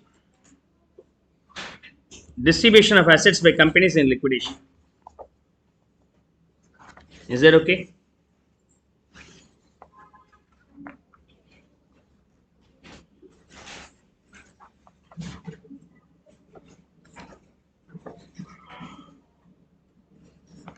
Now, what happens in this scenario?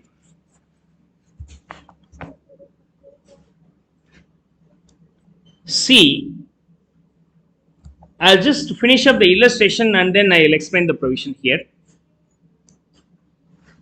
Miss Vasumati purchased 10,000 equity shares of Rajesh Company Private Limited on 28/2/2019 for rupees 1,20,000 rupees.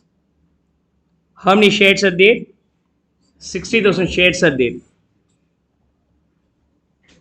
Out of that, Vasumati held 10,000 equity shares. 1/6 held by Vasumati. The company was wound up on 31/7/24, liquidated. The following is the summarized financial position of the company. Okay, so company to shareholders. Company went liquidated. While company got liquidated, and rather than settling the amount to the shareholders, capital assets may be directly transferred for the shareholding. The shareholder could have purchased a share by paying around 1 lakh rupees earlier. Now, company on liquidation offered the capital assets in by way of distribution to the shareholders for the shares acquired. Now, the fair market value of the asset distributed to the shareholder being 2 lakhs and cash also distributed around 25,000, 0.25 lakhs, 2.25 lakhs. Is that okay? Originally, the shareholder acquired the shares for rupees 1 lakh some years ago. Currently, the company got liquidated. So, in order to make the payment, simply they distributed their capital assets to the shareholders. Capital assets to the shareholders. Is that okay? Capital assets to the shareholders. At the time of distribution of the capital assets, the fair market value of the capital assets being 2 lakhs, apart from that, cash also distributed. In this, you have to find out the liquidation. No. During the liquidation, the company will have what? Company will have equity share capital, reserves and surplus. Am I right?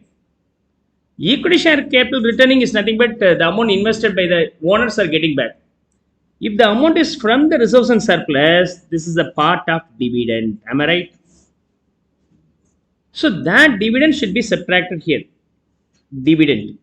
Named as deemed dividend. Named as deemed dividend under section 2 class 22E.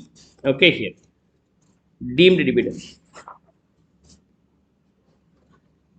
Now, 2 class 22C. Sorry. It's not E. Maybe around 40,000 is out of what? Accumulated profit. So, 2.25 lakhs minus 40,000, 1.85 lakhs will be the value or sale consideration of the share the shareholder acquired earlier.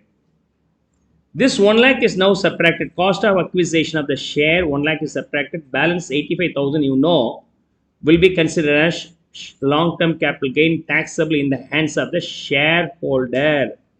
For company, of course, not taxable. For company, of course, not taxable. Clear?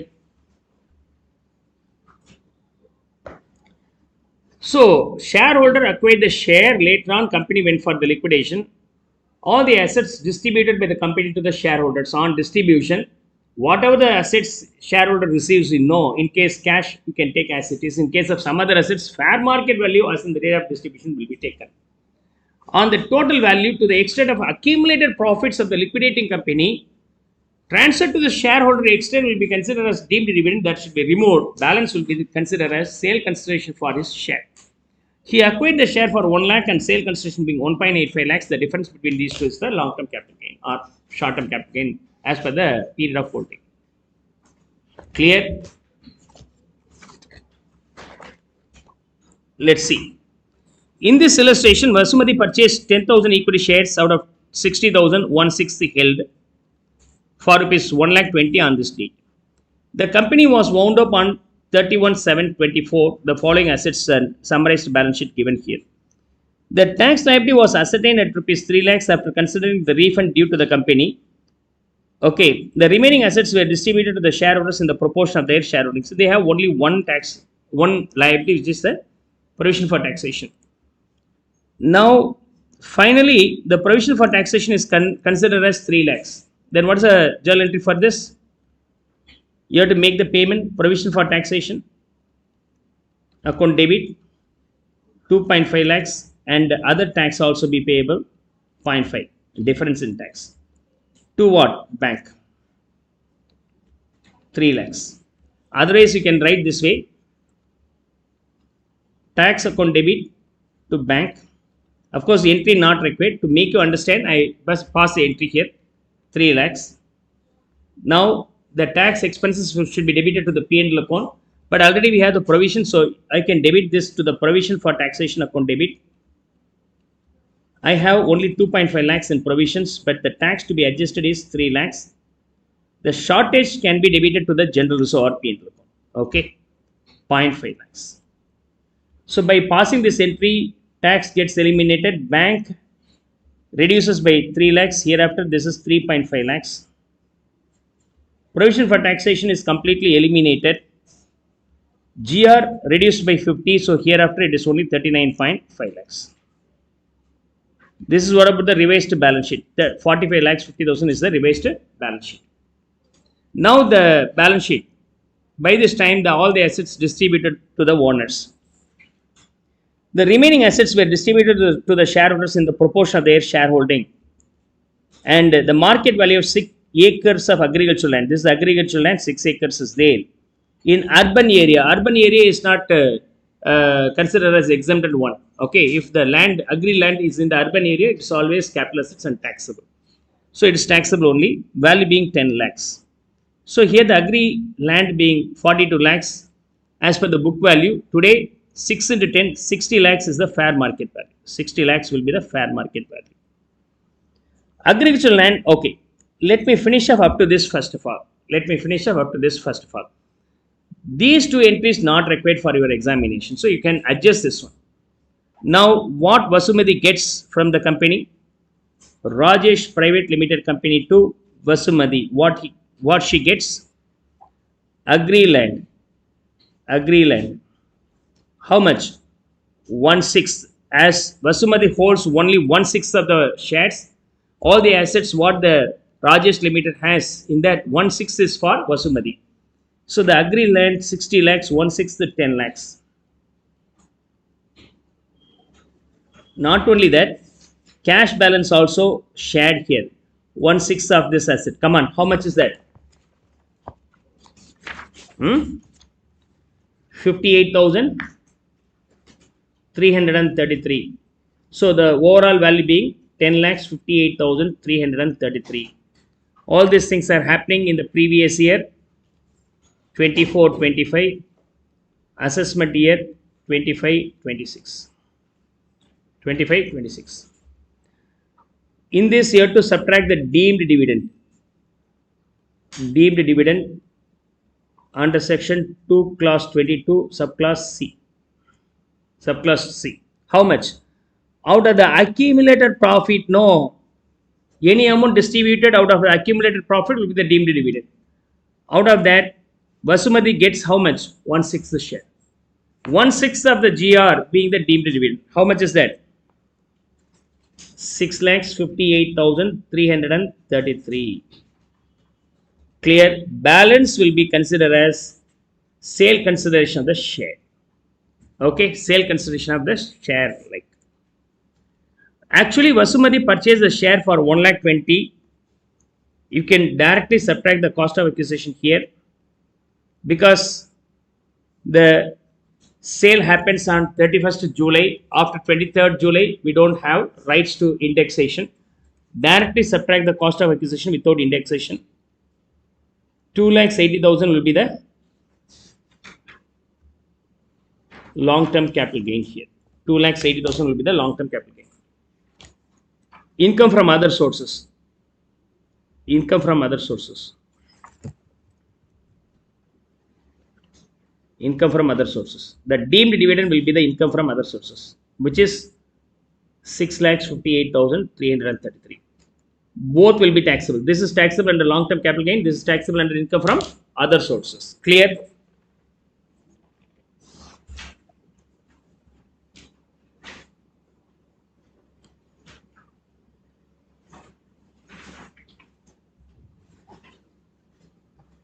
Now, agricultural land received above was sold by Mrs. Vasumati on 29/2/2025. So deemed dividend is nothing but what is called dividend. Any profit earned by the company distributed to the owner will be considered as dividend. Okay. The profit earned by the company is 39,50,000 rupees. On distribution is dividend only, no. But at the time of liquidation, if it is distributed, that is named as deemed dividend under section 2 class 22 and C, subclass C. In 39,50,000 rupees, 1/6 will be considered as deemed dividend. Dividend will be taxable under income from other sources. That's the reason overall value she received, up to the deemed dividend extent will be considered as income from other sources. Balance will be considered as amount he recovered for the investment made. 10,58,000 out of that 6,58,000 being deemed dividend taxable under income from other sources. What about the balance 4 lakhs? The 4 lakhs is nothing but amount she received for her investment. Her investment is 120. Now she gets 4 lakhs. The excess 2,80,000 will be considered as long-term capital gain here. Clear? Okay. Now, agricultural land received above was sold by Mrs. Vasumati on this date. Sometimes later she sells this. Sale consideration of agri land being 15 lakhs. What is the cost of acquisition, sir? She has not purchased. She was allotted. Okay, on liquidation, she was allotted. Right. Though it was allotted, the fair market value in the date of allotment will be considered as cost of acquisition. Okay. Fair market value. The difference between these two is the capital gain. From the date of acquisition of the land to this date, okay, the period of holding is less than 12 months. Okay. So naturally then automatically what happens here? This will be considered as short-term capital gain or loss. Here it's a gain. 5 lakhs will be the gain. For the company, it is not going to be taxable. For the company, it is not going to be taxable. Let's see the provision. Distribution of assets of the company in liquidation in the hands of the company, not transfer. Not transfer. But in the hands of the shareholder, capital gain is equal to the fair market value of the asset received and cash received. From there, you have to subtract the deemed dividend and cost of acquisition of shares to get the capital gains. What we have done is given in single liner. And this deemed dividend will be considered as income from other sources. And for the indexation purpose, period of holding will be applicable up to the date of liquidations only. Thereafter, if the settlement is delayed, of course, not taxable, not indexed. Thereafter, not indexed. The sale of assets received on liquidation, the assets received by shareholder on liquidation, sometimes later shareholder may sell. On sale, sale consideration minus fair market value will be your capital gains. Okay. Instead of that, what can the company will do? Simply sell all this asset, encash, and settle all the shareholders due in the form of cash. What happens then, sir? If all the assets sold by the company, then capital gain also be considered in the hands of the company, and the company has to pay the tax. Distribution of all the assets as it is, then companies escape. If the company sells assets and converts that into the cash and settles, then automatically company is liable to pay the tax on all the sale of assets, right? See here. Taxable if distribution by way of cash after sale of assets. If the assets sold and cash is realized and cash is used to pay the shareholders, then automatically the capital gains tax will be leviable only in the hands of the company. Hope now you'll be able to understand. And you have to understand what is called accumulated profits for the deemed dividend calculations. The list is there, you can have a glance over that. Okay. So with that, this concept is completely over. Basumati case. So up to 46 class 1 we have completed, as already stated in the very beginning. And 46A and other provisions will continue after a break. Okay.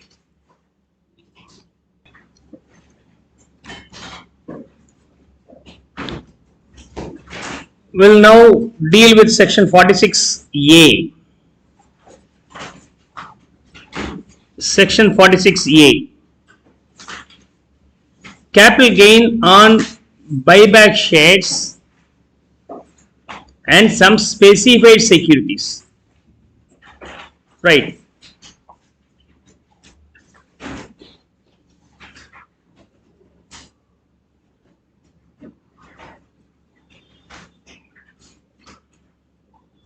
Now, other than domestic company, so the buyback of shares of a company other than domestic company and specified securities under section 77A of the Companies Act. Okay. Now, company may be domestic company,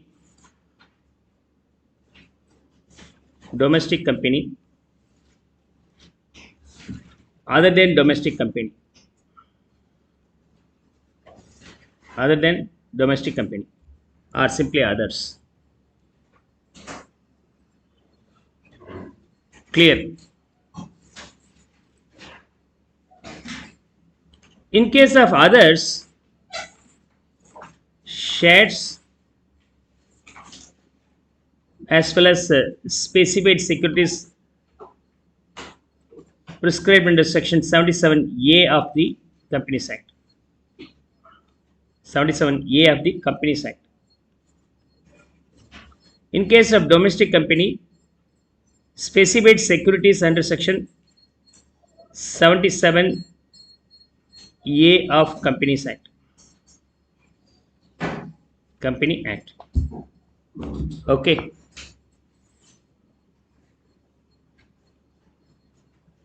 Now, in this case, we have two classification. What happens in case of buyback shift shares, sir? All these things are about buyback. Buyback. If the company purchases it back, okay. In case of company, in case of shareholders, okay. In case of company, in case of shareholders, company, shareholder, he could have paid rupees 100 for purchasing the share, okay. On buyback, 150 rupees is refunded. This is buyback share price. This is on purchase of the share. Clear? In the case of specified security under section 77A of the Companies Act,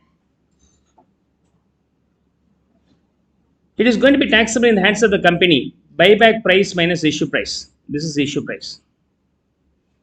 Okay. Share issue price. 150 minus 100 will be the taxable capital gain. And applicable tax rate in this case being 20% under section 115QA, surcharge 12% and 4% health education cess will be addable. 20%, special tax rate, and 12% surcharge, and 4% health and education cess. This is the tax amount payable. In the hands of the shareholder, it is completely exempt. In the hands of the shareholder, it's completely exempted. Is that okay? In case of others, otherwise foreign company, otherwise foreign company, again in the hands of company, in the hands of the shareholders.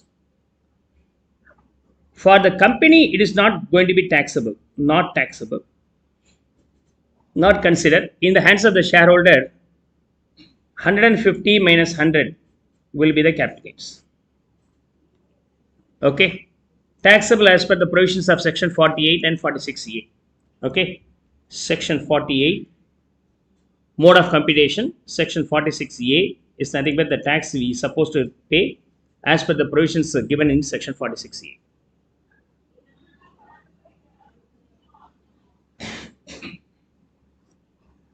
Right.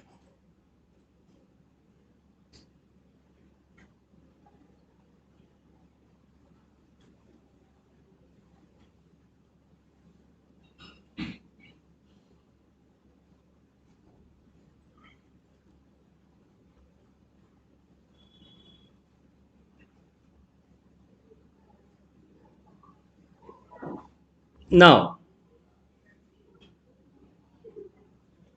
in case of buyback of shares,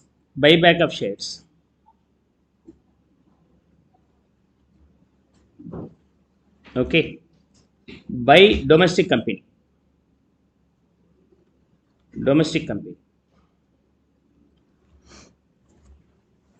okay. Now, before 110/24, on or after 110/24, 110/24, 2024, okay, 2024, make the correction.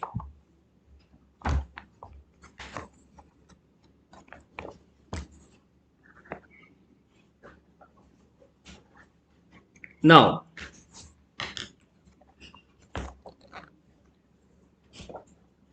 before this date, similar to this one, okay,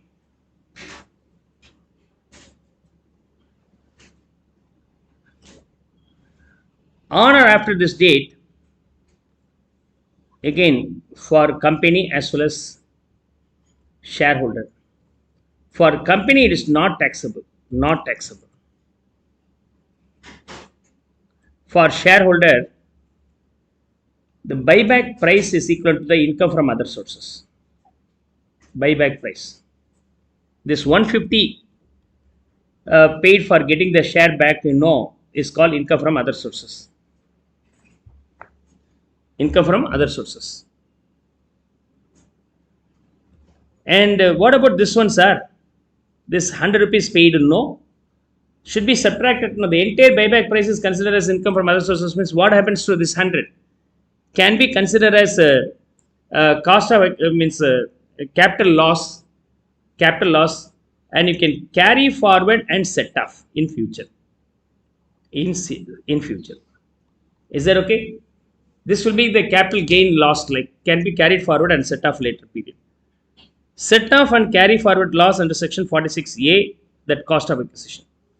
The buyback price is the capital gains, means income from other sources taxable in the hands of the shareholders. Cost of acquisition will be carried forward for the future to be adjusted in the capital gains later on. Is that clear? This provision 46A, you just understand the provisions. There is no illustration in this. It's one of the easiest topics.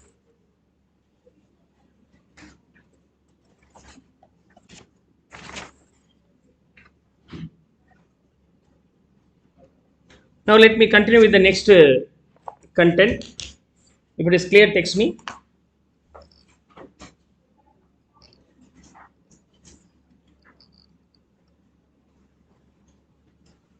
Make it faster.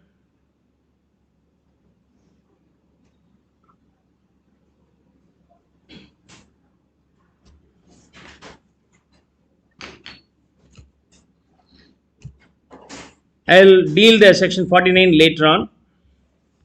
Now let me complete from section 50 to 51, like one after one slowly.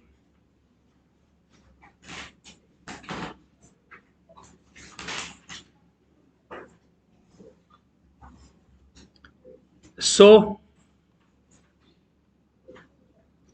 we have completed section 48, two provisos. Leftover provisos can be discussed later on. 49, 50, 49 I will deal it later on. So 47, 47A, 49 I will deal later on. Now let's start with 50, 50A, 50AA, 50B, 50C, CA, D, 51 and 55A. All these set of sections are very simple. Each and every sections will have 3 or 4 points only. You can understand all these things. Here 50 and 50A were already covered along with the depreciable amount. Okay, depreciable amount. Computation of capital gain in case of depreciable asset. Depreciable asset. Is that okay? We studied this along with section 32. Transfer of capital assets of power sector units where the depreciation claimed under SLM. Also we studied along with section 32. Okay. If the sale value is beyond the original value, then it is called as capital gain under this case. So these two already discussed along with section 32. You no need to study further. So we can straight away go with the rest of the sections. Okay.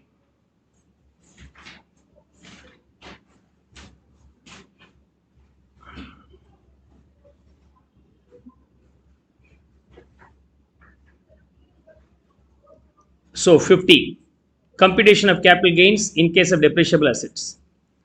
In case of WDV of the block becomes negative or all assets cease to exist, then we can calculate the short-term capital gain.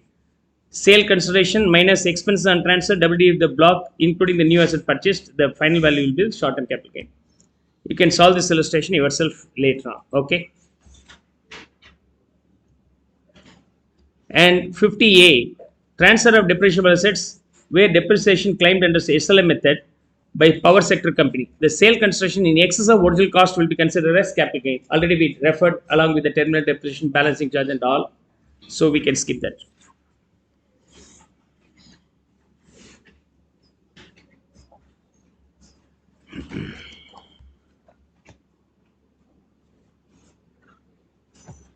Now,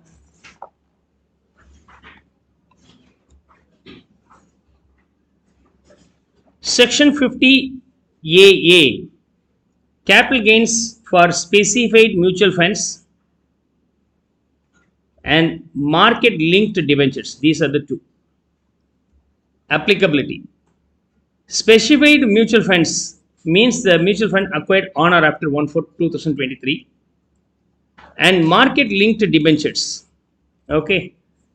Unlisted bonds and debentures transferred, redeemed or matured on or after 23/7/24. This will be applicable only from this date.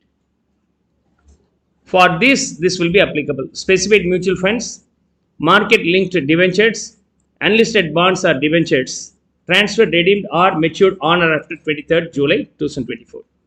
In this case, the capital gain is equal to whatever the amount he received. Okay, transfer amount or redemption or maturity consideration. XYZ company and Mr. X, one of the debenture holders. Okay, market linked debenture. He purchased for rupees 100, and some years later he can simply surrender the debenture and gets 105 rupees. The difference between these two will be considered as capital gain. Or this is called redemption. Okay. Or on maturity he can encash it. Or sometimes in the halfway through, XYZ says I will redeem only by 2030. But Mr. X is in need of money immediately in 2025, 1st January itself. So rather than waiting so long, Mr. X simply transfers that to Mr. Y for a consideration of rupees 105. Then the difference between these two is also considered as capital gains. Is that okay? So one is transfer, rest of the two being redemption or maturity. Whatever the consideration you will get because of that, from that cost is subtracted to find out the capital gain. These securities, though you hold for more than 1 year or 2 years, doesn't matter. Always treated as short-term capital gains only. Okay, the earlier we saw the provisions, right? The period of holding 1 year, 2 years, and 3 years. In latest case, 1 year and 2 years only will be applicable. Those provisions will not be considered. Even though you hold for 10 years or 15 years, it will be considered as short-term capital gain only. The key points: no STT deductions is available here. Okay, no STT deductions, no STT deductions. Okay, any STT paid not deductible here. On buying and selling, X might have paid security transaction tax, say 1 rupee. So 105 is the revenue, 1 rupee tax is paid. So 104 is a net realized amount. From that, cost of acquisition 100 is subtracted. Balance 4 rupees will be considered as capital gain. Okay, but as per section 50AA, it is not considered as capital gain because this one cannot be subtracted from 105. You have to subtract 100, so 5 rupees will be considered as capital gain. We have already studied the STT in case of shares, right? Commodity transaction tax and security transaction tax along with the PGBP. If you are considering the share being your stock in trade and you are supposed to disclose your income under PGBP income, from the sale consideration, you can of course deduct the cost and you can subtract the other maintenance charges, even including STT also deductible. But the same if you are holding this as a capital gains or capital assets, that STT will not be considered as your cost to claim deductions from your gain. Is that okay? The same provisions will be applicable under section 50AA. Now, what is called market linked debentures are debt is security with returns linked to market performance of securities and indices, right? That's what about market linked debentures. What is the rate of interest for the debenture? Usually, debenture will have the prefix with the rate of interest. With that rate of interest, the interest will be offered every year. Maybe 8% interest or 12% interest. For 100, 12% is 12 rupees interest is payable year on year. Clear? That's the logic. But in this case, market linked means if the market performs better, okay, the Sensex and Nifty shows exorbitant growth, then automatically interest rate will also be adjusted accordingly. If the market is flat, then the rate of interest will also be very, very lesser. That's how the interest rate is decided based on the market's performance. Then it's called market linked debentures.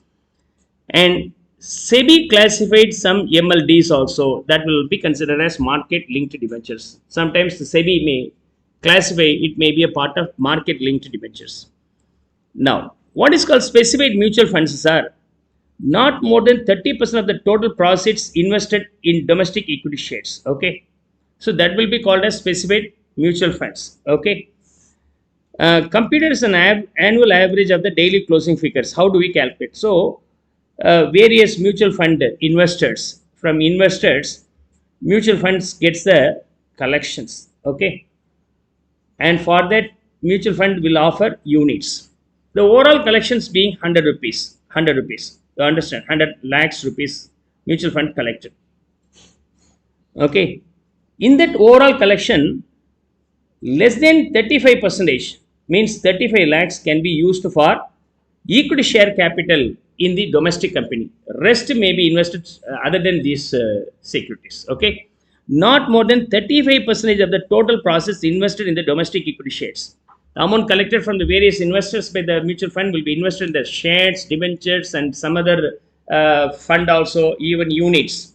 Okay. Now, in case if you are classified being the specific mutual fund, your overall investment in the equity shares of the domestic company should not be more than 35%. And how do I calculate the hundreds are? Investors will keep on investing under systematic investment plan, SIP. Month on month, investors may invest, say, 10,000 rupees, 10,000 rupees, like they may invest month on month. The same way the amount is collected from n number of investors, right? Now, daily closing figure you calculate, okay, take the average that, on that average this 35% will be taken. Okay, what is the overall amount contributed? In the total amount contributed, amount available everyday basis, take the average of that and only 35% can be invested in this. Then it is called specified mutual funds. Is that clear now? Hope you will be now able to understand this. So with that 55 AA is over. 54B I will complete that later on. So straight away we will now move on to the 54C. 50C. 50B I will complete at the last. Clear? Now let's see 50C. Already we studied the 50C concept along with what? Section 43C CA, isn't it? We have studied already under PGBP section 43CA related to the stamp duty value. Is that okay? Now, I'll cross refer section 43CA and section 50C. Okay.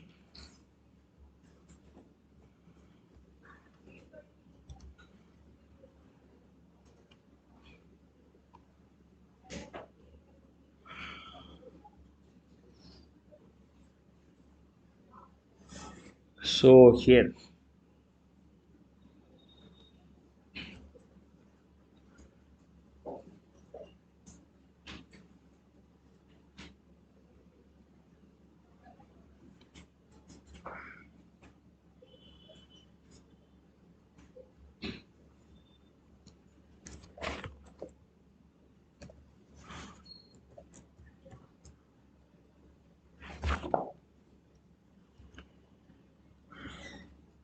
So we have studied this there, right?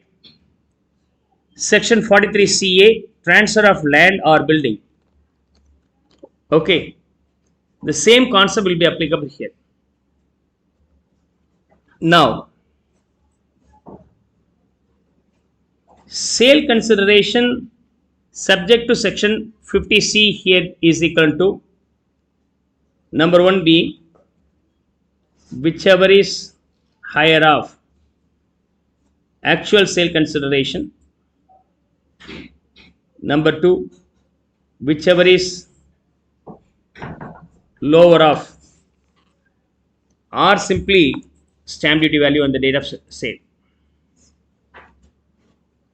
Between these two, whichever is higher will be taken. Already we studied what? In case of cost of acquisition, where acquisition before 1/4/2001, whichever is higher of, here it's not whichever is higher, whichever is lower, sorry. Whichever is lower. I'm sorry, whichever is higher, I'll just get back this. Whichever is higher, correct? Okay. Here, whichever is higher of actual cost of acquisition and whichever is lower of fair market value on 1/4/2001, stamp duty value on the same date. Okay. And between these two, whichever is higher will be taken. That's the logic. Clear? Maybe cost of acquisition may be 100, fair market value being 150, stamp duty value being 140. Between these two, whichever is lower, 140. Between these two, whichever is higher, 140 will be taken. So government is very keen in reducing the cost of acquisition value. Cost of acquisition is considered as a deduction expenses. To increase the deductible amount, your profit for taxation purpose is reduced. Government is not interested in that. You may unwantedly show the higher value for this, right? To show the cost of acquisition being the higher value, by doing the higher value calculations for the cost of acquisition, your profit will be very lesser and you try to pay lesser tax. It's a cheating, right? So government is now has a reference here with the stamp duty value as the date of 1/4/2001. Similarly, at the time of sale consideration, what could be the intention of the investors or assessee? To reduce the tax, he wants to show the sale consideration at the lesser value. He says, sir, my sale consideration is only 1 lakh, sir. The government says, no, I will not take.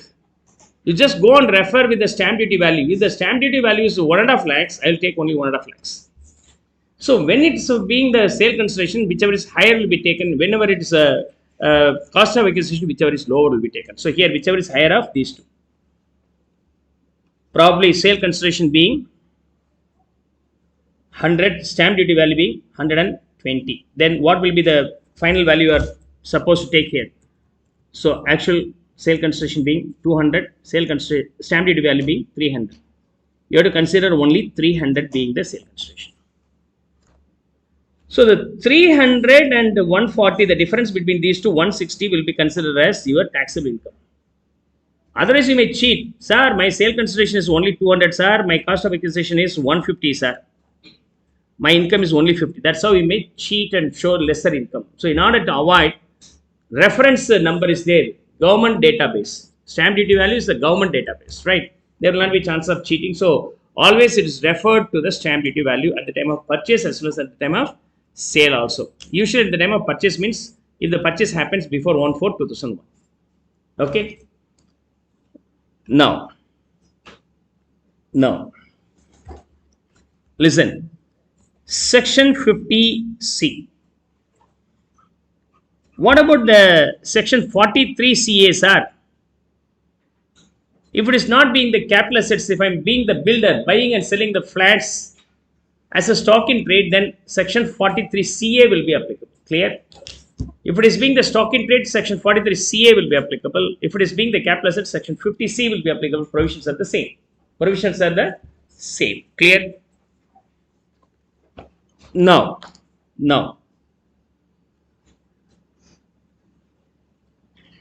which date will be taken, sir? Which date stamp duty value will be taken? Stamp duty value date. Okay. Now, if registration date is available, no problem. Okay. Registration. No, sir. Not registered. Not registered. Then you have to consider two aspects here. Okay. Advance payment date will be taken. Advance payment date. Okay. Advance payment along with an agreement. That too, advance payment should not be in the form of cash. Then automatically advance payment date will be taken. Okay. This date will be taken. Final. Okay. In this case, the consideration being 200 lakhs. That's what about the actual sale consideration. And registration done on. Okay. This is payment basis. This is registration. If the payment date being 1/5/2024 and registration happened on 1/1/2025. 1/1/2025. The payment made on this date, that too in the form of NEFT, and for the balance payment, the payment may be out of 200, around 10 lakhs is paid. You assume this is being in lakhs. 10 lakhs is paid. Balance 190 lakhs supposed to be payable later on. That's how the agreement is also made ready. If these two conditions are satisfied, then this date will be final. On the date, what about the stamp duty value referred by the government will be final. But if it is not being the cash form, not being in the NEFT or RTGS form, if it is being the cash form, that will not be taken at all. That will not be considered. Then automatically registration date will be final. Registration date will be final. Clear? Now, note. Sometimes the assessee says, sir, this will not be saleable at the rate specified by the stamp duty value authorities. Stamp duty value authority says it's valuable for 300 lakhs. No, sir, it will not go. Some trouble is there in my property. Path is not properly available, and some other problem is there, so I cannot sell. So I sold for a lesser rate only. If you demand, then the assessing officer may refer the situation to the valuation officer under section 50A. Section 50A. As it is refers to the valuation officer will give the report. In that case, sale consideration is equivalent to whichever is higher of A, actual sale consideration 200, second, whichever is lower of stamp duty value and value referred by the valuation officer. Stamp duty value 300, value referred by the valuation officer being 280, then between these two, whichever is lower will be taken. Between these two, whichever is higher will be final sale consideration. Is that okay? If the valuation officer says, sir, this is 380, then what you have to do? You have to take only 300, whichever is lower of these two will be taken. Is that clear? Now, stamp duty value as sale consideration, this will be applicable for the land, building and building both. Applicability applies to transfer of land and building held as capital assets. What happens if it is held as stock in trade, sir? Then section 43 CA provisions will be applicable. Same calculation will do for section 43 CA also there, right? And deemed sale value. Stamp duty value exceeds the actual consideration, then stamp duty value is deemed as a sale consideration. This is called deemed sale value. Actual consideration being 200 and stamp duty value being 300, then automatically 300 will be the deemed sale consideration. What date will be taken, sir? Stamp duty value as on the agreement date, payment date will be final, provided if advance payment is made via account pay check, draft or electronic transfer, and agreement also made. Okay. If it is being the cash form, not considered. Sometimes the dispute may arise, then the assessing officer and sumoto or as per the request of the assessee may refer this to the valuation officer. If it is referred to the valuation officer, stamp duty value cannot exceed the value determined by the valuation officer. It means stamp duty value or valuation officer, between these two, whichever is lower will be taken. Whichever is lower will be taken. Now, actual consideration being 200 and stamp duty value being 215. Now, what about the sale consideration, sir? As per the regular provision, whichever is higher will be taken. Okay, then 215 provided. Okay, if the sale consideration stamp duty value rather than being 205, I make it 209. What happens in this case? So as per this section 50C, you have to take 209, but cross verify whether the stamp duty value is less than or equal to 110% of actual consideration. Yes, sir. In that case, section 50C is not applicable, or that section 50C will be applicable only when the stamp duty value is more than 110% of the actual consideration. Actual consideration 200 means add 10% on that, the value being 220, but the stamp duty value is 209, less than 10%, right? 10%. To the extent of 10%, there is a tolerance. You don't need to consider that part at all. You no need to consider. Then that 50C will not be applicable automatically. Sale consideration is only 200 up to 219 also, up to 220 also. The sale consideration is only 200. That is called tolerance limit. No adjustment if the difference is within 10% of the actual consideration. Okay. If the difference is within 10% of the actual consideration, then section 50C will not be applicable.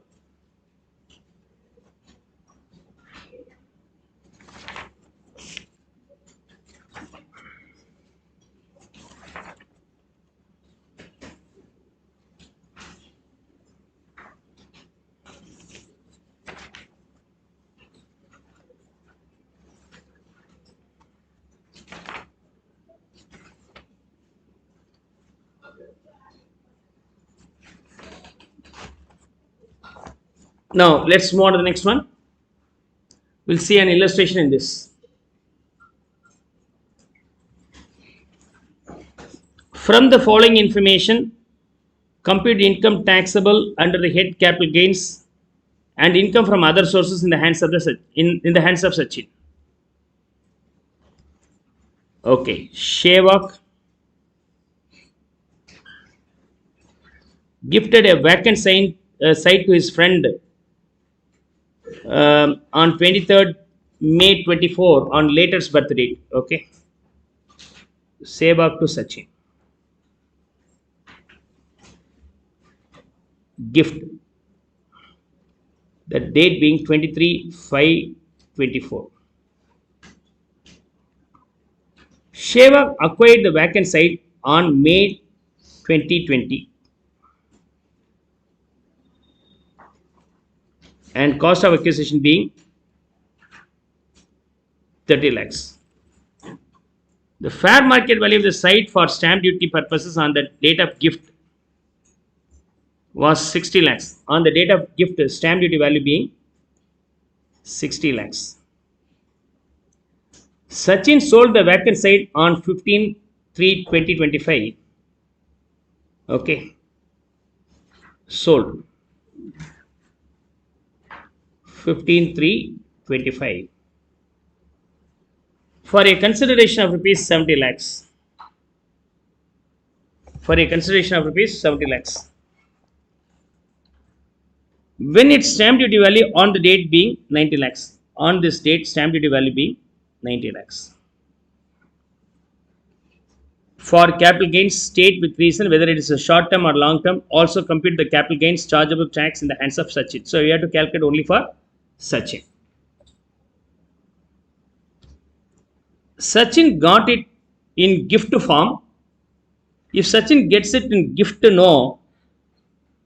The difference between these two, okay, the fair market value and this one, okay, stamp duty value is 60 lakhs. What is the consideration Sachin paid here?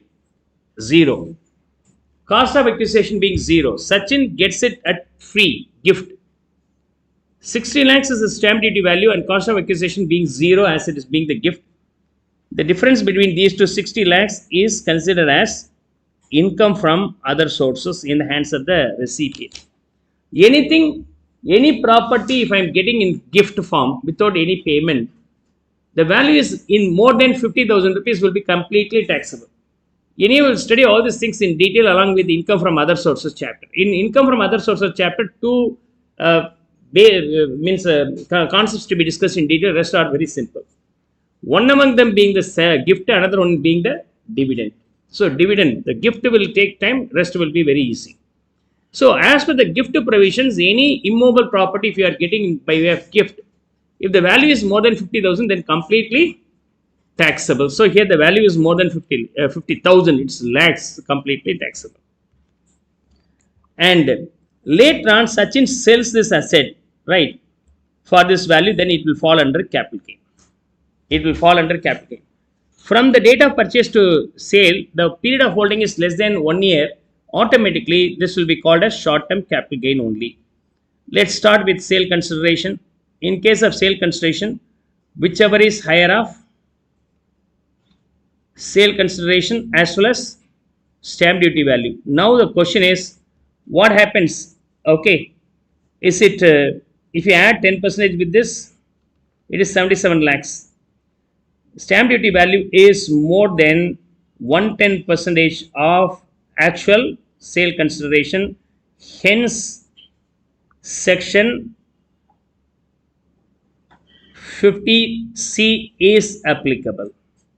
As section 50C is applicable, then whichever is higher of these two will be considered. Sale consideration being 70 lakhs and stamp duty value being 90 lakhs. Between these two, 90 lakhs will be final. Minus, you have to subtract what? Cost of acquisition, as it is being the short term and you cannot do indexation, but it is received by Sachin at free of cost. Though it is received at free of cost, the fair market value is considered as income from other sources. No. So in this case, the fair market value on the date of allotment or receipt being considered as your cost. 60 lakhs is subtracted, so balance 30 lakhs will be the short-term capital gain in this case. Is that clear? Hope now you'll be able to understand.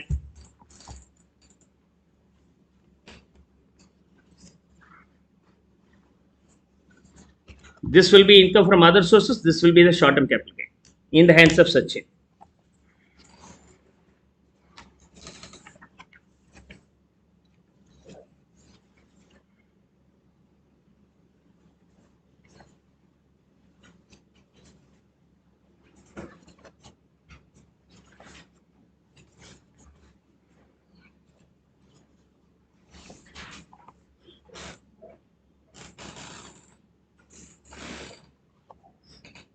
Is it clear? Come on, text me.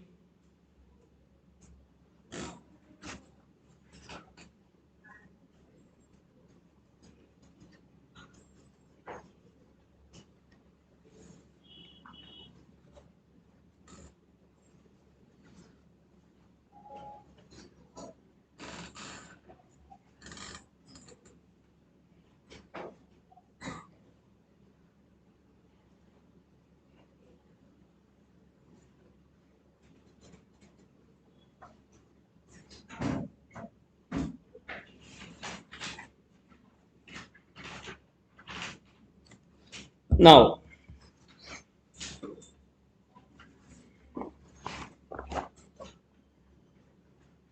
so this one is similar to section 43 CA in PGBP. Here we discuss few more illustrations along with the deductions also, right? Let's see. Section 50 CA and D. In case of unquoted shares, if you are not able to find out the sale consideration properly, what can we do, sir? Or we feel it may be undervalued or underquoted. Then sale consideration or fair market value, whichever is higher, will be final value here. And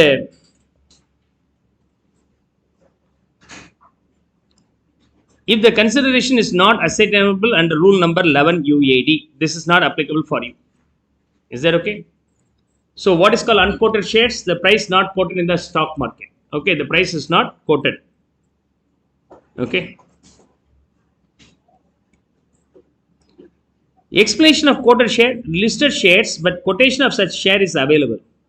Already listed and currently it is tradable. Sometimes the listed shares not traded in the market for a long period, probably 3 or 4 months. Sometimes some shares, though listed, not traded in the market. No buyer and no sellers. Then I'm selling outside the stock market between two investors outside the stock market. Then what is the sale consideration? As quotation information not available, what can we do? Actual sale consideration, what could be the fair market value as and the date will be taken between these two, whichever is higher will be the final sale consideration. In case of any other capital assets, sale consideration will be final fair market value. Fair market value will be the sale consideration if consideration is not ascertainable. So assets are classifiable into three predominant cases: land, building, and land and building. Unquoted shares, and others. Here, sale consideration will be whichever is higher of actual and stamp duty value. In case of unquoted shares, sale consideration is equal to whichever is higher of actual sale consideration or fair market value if it is being unquoted. Other cases, sale consideration is equal to fair market value as in the date of transaction. This will fall under section 50C, 50CA and 50D. Clear? These three sections are reference for calculating the sale consideration if you are not able to find out properly. Clear?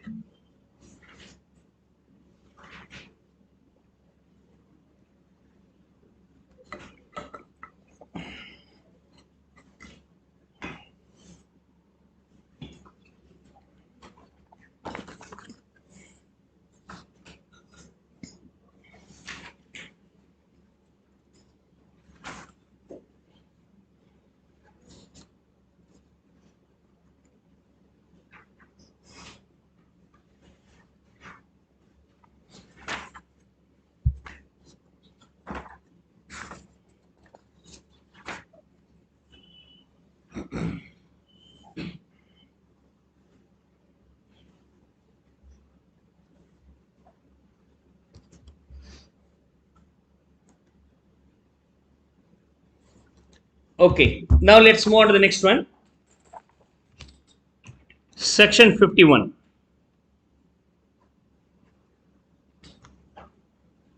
Forfeiture of advance money. Forfeiture of advance money. C. A enters into agreement to sell the property with B and receives an advance of rupees say 5 lakhs. Later on, the sale got cancelled and A now enters into agreement with another party. As A received 5 lakhs rupees, later on the agreement cancelled, this 5 lakhs remains unrefunded, held by A himself. And later on, A sells finally to C for a consideration of rupees 100 lakhs, sale consideration. Cost of acquisition in the hands of A being 30 lakhs. 30 lakhs. Now what happens, from the sale consideration, you have to subtract the cost of acquisition, While doing so, from the actual cost of acquisition minus any amount received as an advance and later forfeited will be subtracted. Balance will be considered as cost of acquisition, 25 lakhs. And 75 lakhs will be the capital gain. Is that clear? Clear? Remember, if the indexation is applicable, okay, sale consideration being 100 lakhs. So it is assumed the final sale made to C for rupees 100 lakhs. Assume that A purchased for 30 lakhs property, entered in agreement with B to sell on 1/1/2012, okay, for rupees 50 lakhs. While planning to sell, will get a token advance like small amount. That small advance received by A from B being 5 lakhs, that's called advance amount. And B has to fulfill his commitment to settle balance and register, but B could not pay this. Okay, because A gives lots of his original documents and all for related to the house property. Okay, so all the documents are very, very important. While handing over the documents, usually A gets some advance money. But B could not settle the remaining balance within the stipulated time. A gets automatically dissatisfied and he simply forfeits this amount without paying this. This is called forfeiture. This happens on 1/1/2012. In 24-25 previous year, finally, he finds one more buyer, C, to whom the asset is finalized to sell at rupees 100 lakhs and got 100 lakhs rupees. So final sale price being 100 lakhs. In this case, cost of acquisition for A being 30 lakhs. Meanwhile, any transactions entered but failed to complete. Because of that, if there is any advance received and not refunded or forfeiture, that amount will be subtracted from cost of acquisition and balance 25 lakhs is the cost of acquisition after this. 75 lakhs will be now considered as capital. Is that clear? This 5 lakhs is subtracted from 30 lakhs. So 25 lakhs is the cost of acquisition. 25 lakhs is the cost of acquisition. Clear? Now, in case of indexation, what can we do, sir? After that only you can index. Cost of inflation index as on the date of transfer, cost of inflation index as on the date of acquisition, purchase and the transfer. So you can also, if the indexation is applicable, indexation will be done only on the 25 lakhs, not for 30 lakhs. Not for 30 lakhs. Clear? Now, suppose this agreement entered being on 1/1/2015. What happens, sir? If the agreement between A and B entered on 1/1/2015 and later on the advance received is forfeited, what happens here? So in this case, sale consideration is 100 lakhs and minus cost of acquisition being 30 lakhs subject to indexation. So balance being capital gains. 70 lakhs will be the capital gains. What happens the amount forfeited, sir? This 5 lakhs, that will be considered as income from other sources and taxable in the year of forfeiture itself. Is that okay? So the Crucial date in this case being on or after 1/4/2014. In case the amount received and forfeiture is done by the seller or owner of the property on or after 1/4/2014, that will be considered as income from other sources, and leaving that you can calculate the capital gains. If the same amount forfeiture happens before 1/4/2014, it will be subtracted from the cost of acquisition before indexation. Before indexation, you have to understand these are the two cases here. So before 1/4/2014, deductible from the cost of acquisition or fair market value or written down value as the case may be, before applying indexation. Okay, in case some see we have referred cost of sale consideration being fair market value and all. In that case, or sometimes cost of acquisition may be fair market value. In that case, from the fair market value, you have to subtract the forfeiture amount. In case of depreciable asset, from the written down value, you have to subtract this one. Is that clear? Now, that 1/4/2014 is a crucial date. Before that date, should be subtracted from the cost of acquisition or fair market value or written down value as in the date of acquisition. And second one being on or after 1/4/2014 means it will be treated as income from other sources. It will be treated as income from other sources. One more point to be noted here. One more point to be noted here.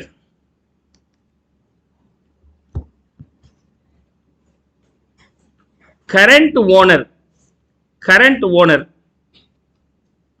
okay, who transfers the asset finally, forfeiture by him only will be subtracted. Okay, probably the asset was originally transferred from A's father. A's father also does a forfeiture of some advance. What happens? This ones are not a matter for this. Clear? Come on, make a note of it. I just solved this illustration so that you will be able to understand all these things easily. Current owner. A's father gifted the property to A. A's father already forfeited some amount with respect to the same asset. What can I do, sir? It's not a consideration. You just skip this. Clear? So forfeiture by the current transferor, that too before 1/4/2014 will be considered for the subtraction. After 1/4/2014 should be considered as income from other sources. Okay? Stay connected.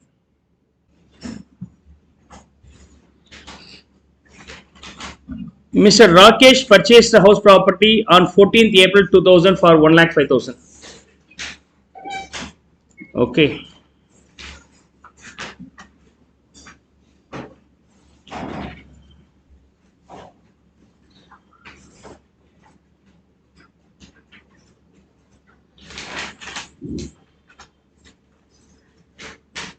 Now,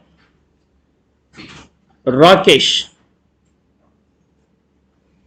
date of acquisition being 14th April 2000, cost of acquisition being 1,05,000. He entered into an agreement with Mr. B for the sale of the house on 15th September. Okay. 15th September 2010, and an advance rupees 25,000 also received. However, since Mr. B did not remit the balance amount, Mr. Rakesh forfeited the advance. What happened here? It is forfeited. Later, he gifted the house property to his son, Mr. A, on 15th June 2012. Thereafter, he gives it to his son A. Gift. 15th June 2012. And following renovations also be carried over. We'll see that later on. And Mr. A to the house property. Any renovation before 1/4/2001 will not be considered. These two are going to be considered. Whether he himself or his transferor, both will be considered. The fair value of the property as on 1/4/2001 being 1,50,000. Mr. A entered into an agreement with Mr. C for the sale of the house property on 1st June 2013. Stamp duty value being 2 lakhs and received an advance rupees 80,000. Okay. Now what happens? A enters into an agreement to sell this property to C. And the date of agreement being 1st June 2013. Advance amount 80,000 is received. Okay. The said amount was forfeited by Mr. A since C could not fulfill the terms of the agreement. Okay. So this is also forfeited. Also forfeited. Clear?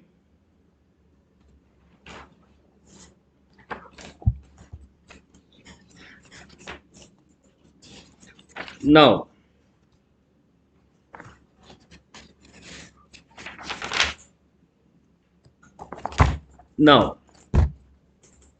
finally, the house was sold by Mr. A to Mr. Sanjay on 2nd June 2024 on the date sold for 24 lakhs. Compute the capital gains chargeable tax in the hands of Mr. A for the assessment year 25-26. Now I have to calculate here. So while calculating the forfeiture amount by earlier transferor, not a matter, and improvement before 1/4/2001 also be not a matter, and forfeiture by the current transferor being A. So this will be a matter. And now, is it before 1/4/2014 or after?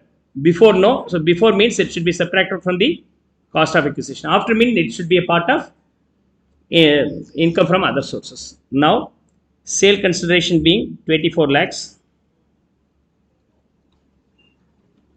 minus indexed cost of acquisition. For A, the cost of acquisition being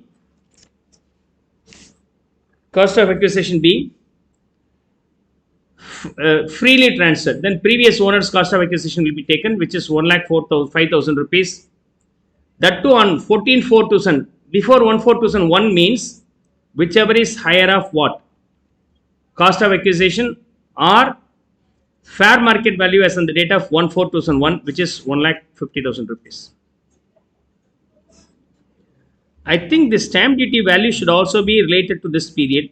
There is some error in dictating. Fair market value of the property as on 1/4/2001 is 1,50,000 and stamp duty value on the date being 2 lakhs.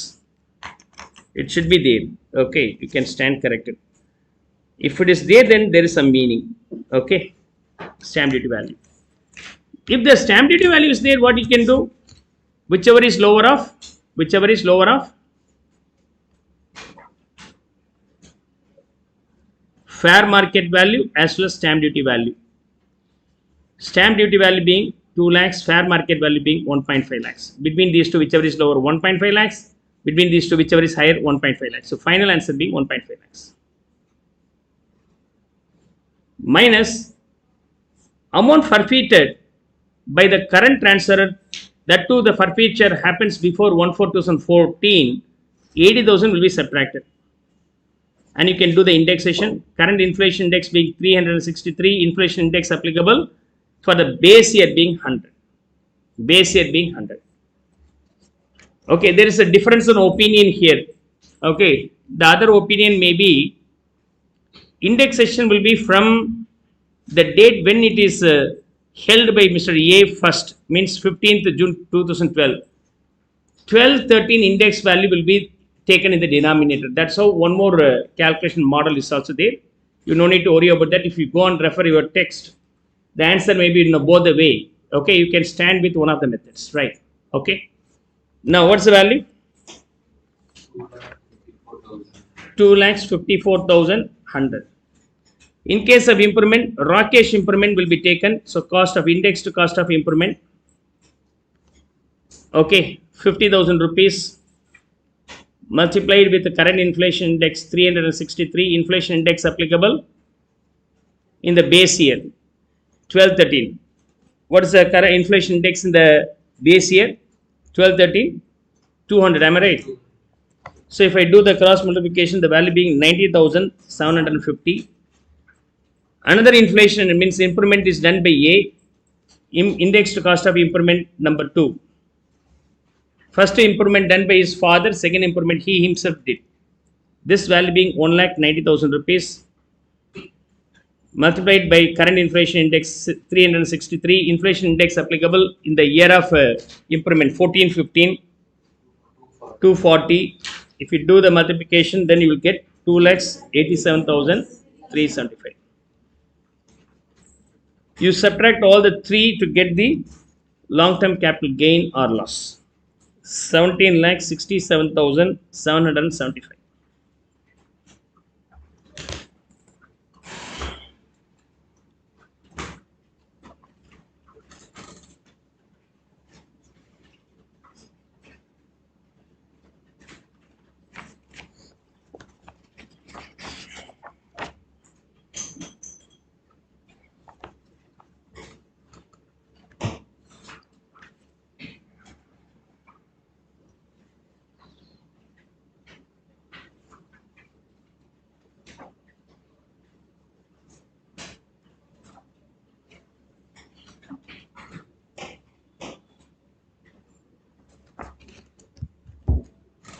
Now,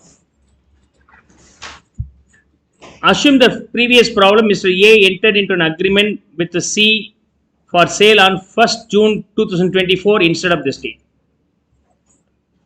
So then this 80,000 will be considered as income from other sources. How the calculation will be here in this case? In this case, sale consideration 24 lakhs. Indexed cost of acquisition being 1.5 lakhs into 363 divided by 100. This 80,000 will not be subtracted here. Then the revised value being 5 lakhs, 44,500, and rest of the other two values remain same. Okay. So all the three values are going to be subtracted from 24 lakhs. So 14 lakhs, 77,375 will be the long term capital gain. Apart from that, you have to add income from other sources separately, which is 80,000 rupees. Long term capital gain taxable at the rate of 20, income from other sources taxable at the usual rate. Usual rate.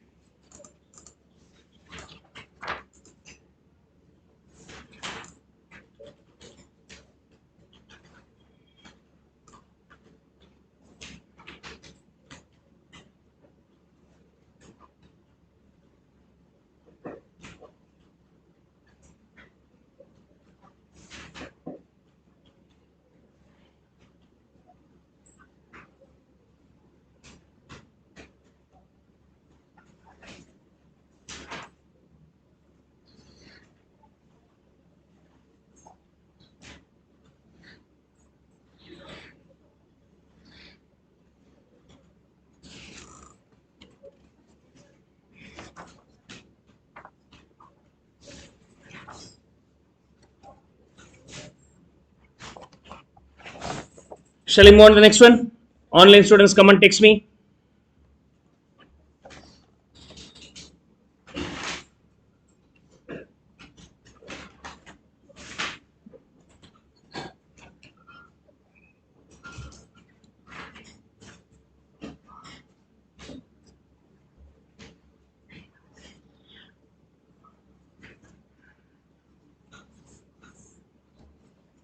Yeah.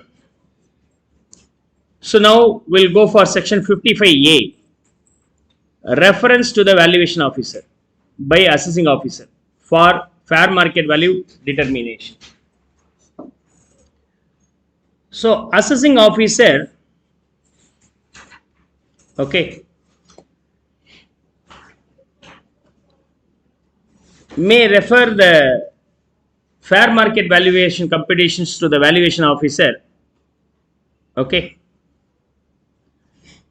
if the reported value is there, registered value, okay.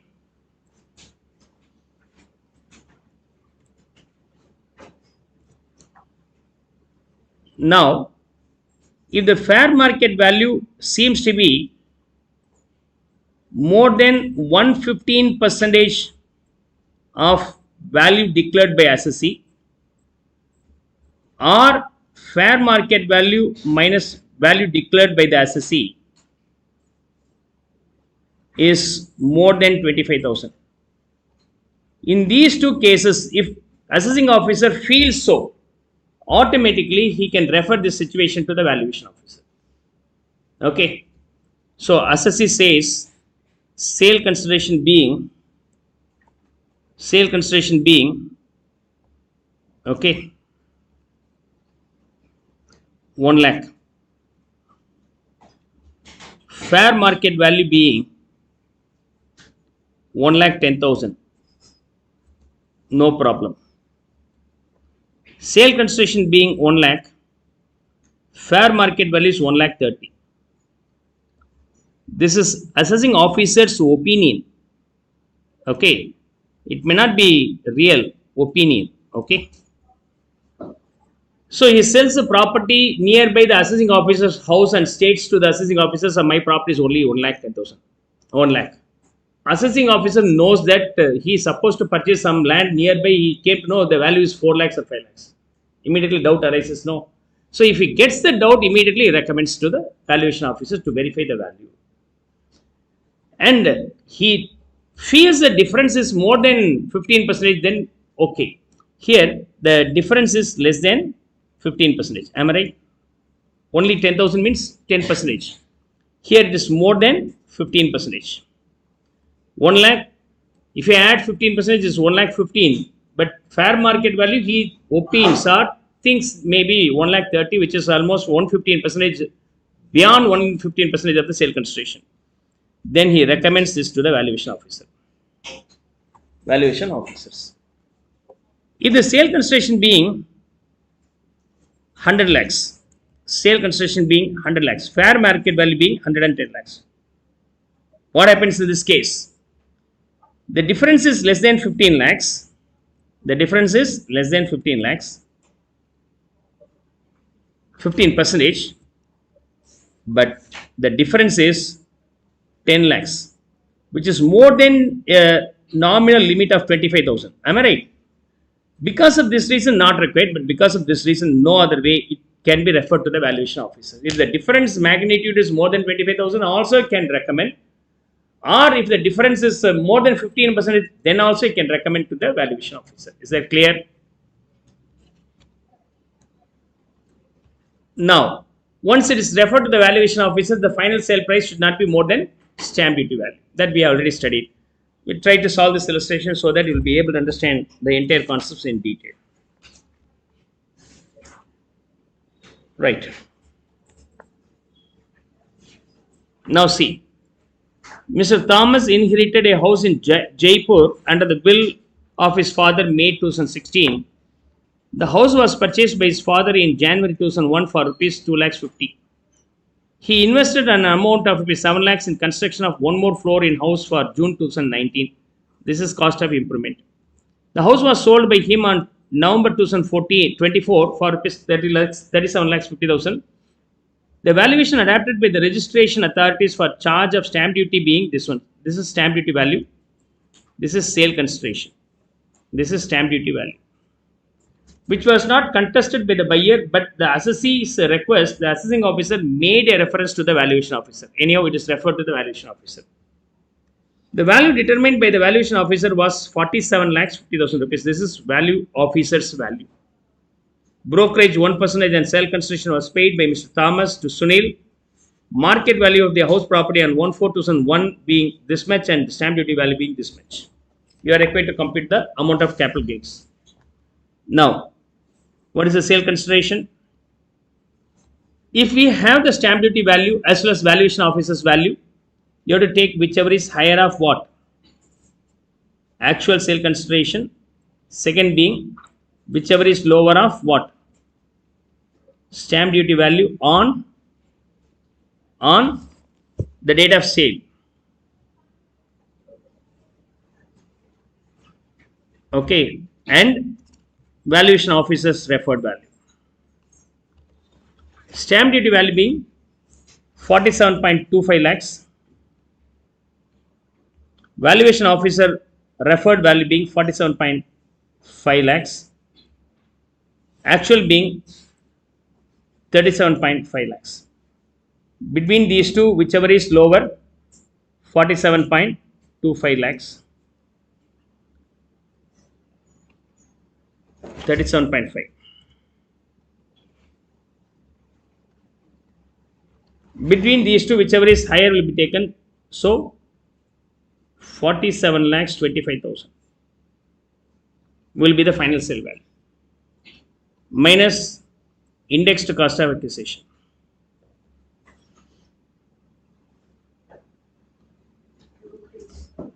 Okay, brokerage is there, so I have to subtract the brokerage. Minus brokerage. 1% brokerage. 1% brokerage will be always calculated based on the actual value. 37.5 on that 1% being 37.5.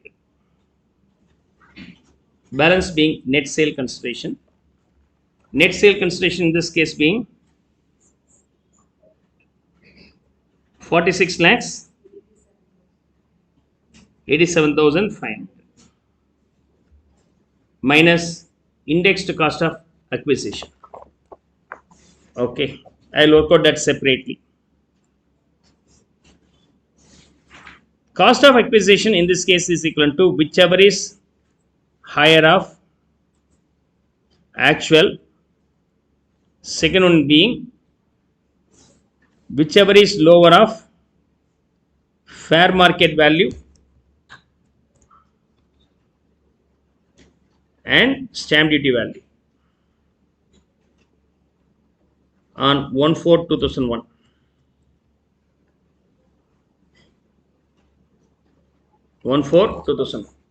Fair market value and stamp duty value.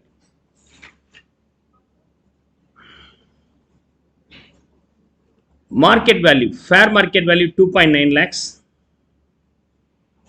Stamp duty value as on the date being 2.7 lakhs. Between these two, whichever is lower will be taken. Actual cost of acquisition being 2.5 lakhs. So between these two, whichever is higher, 2.7 lakhs is final.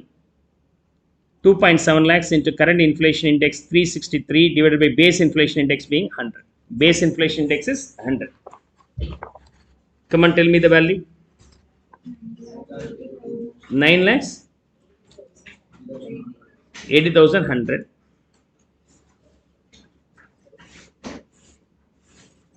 And is there any improvement?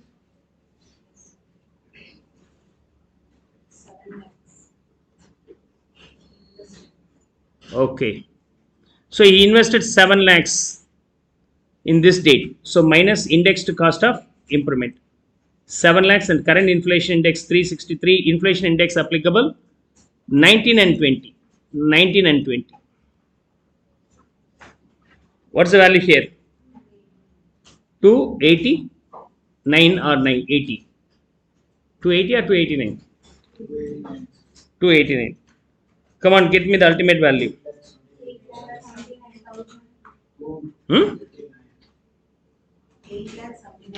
8,79,239. So if I subtract these two, then I'll get the long-term capital gain here. What's the value? 5,65,000. What's the value? Come on. 28 lakhs. Okay.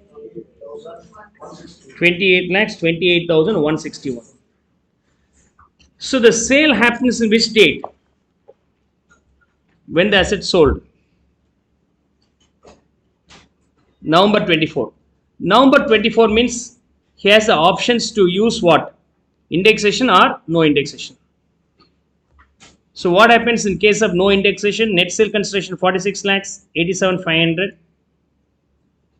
and this will be 2 lakhs 70. This will be 7 lakhs without indexation. Then long-term capital gain without indexation being how much?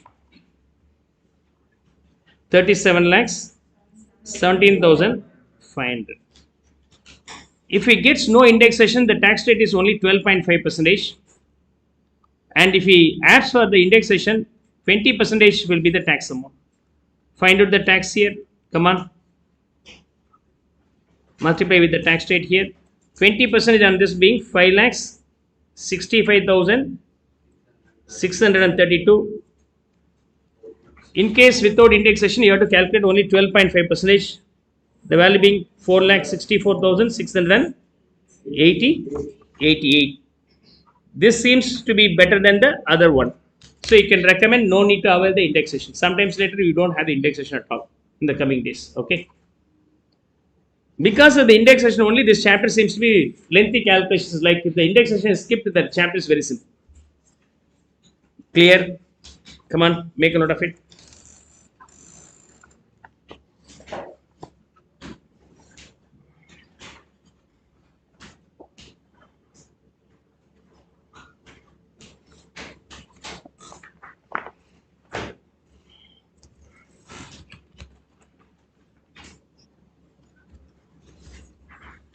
Now let's start with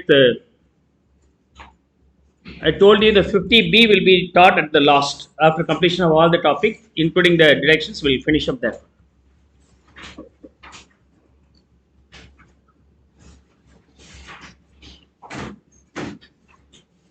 So we have completed the Proviso 1, Proviso 2 in detail. Proviso 3 related to the capital assets being equity share or unit of an equity oriented fund or unit of business trust. Here the capital gain will be taxable under section 112A. Here indexation not available, currency fluctuation not available, and applicable rate of tax is only 10%. You have to pay the tax only at the rate of 10%. Maybe subject to some amendment, we'll see that later on. Debenture bond, for this also you cannot claim the indexation benefit. You cannot claim the indexation. Right, indexation not available. Except if the debenture being capital indexed bond, sovereign gold bond. In these two cases, indexation is available.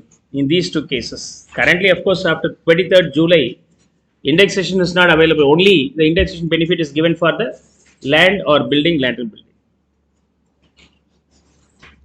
Okay. In case of debenture and bond, we cannot do indexation. Only these two bonds are eligible for indexation. What are they? One is capital indexed bond. The name itself capital indexed bond. Another one is sovereign gold bond. Sovereign gold bond. Right.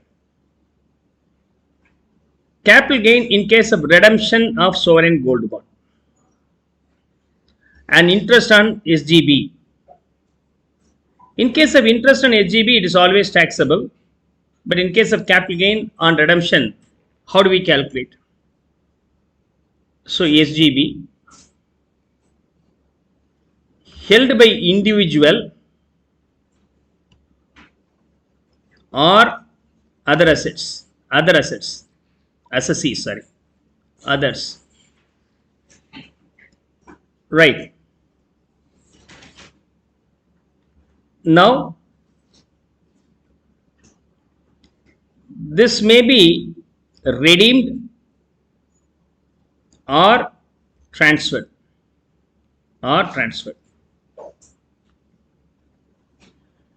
If the SGB held by individual redeemed on maturity, not taxable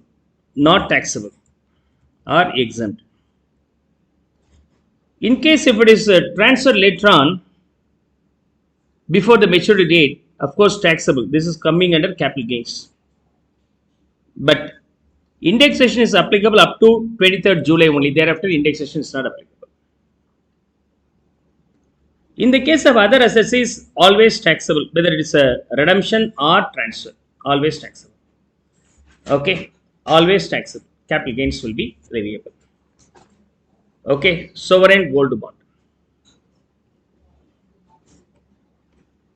Okay.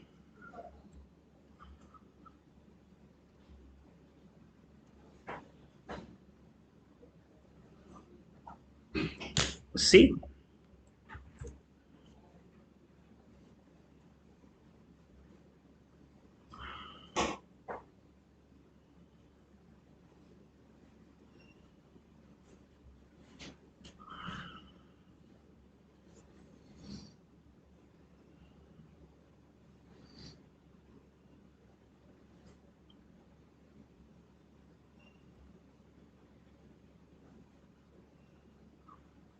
Now, SGB.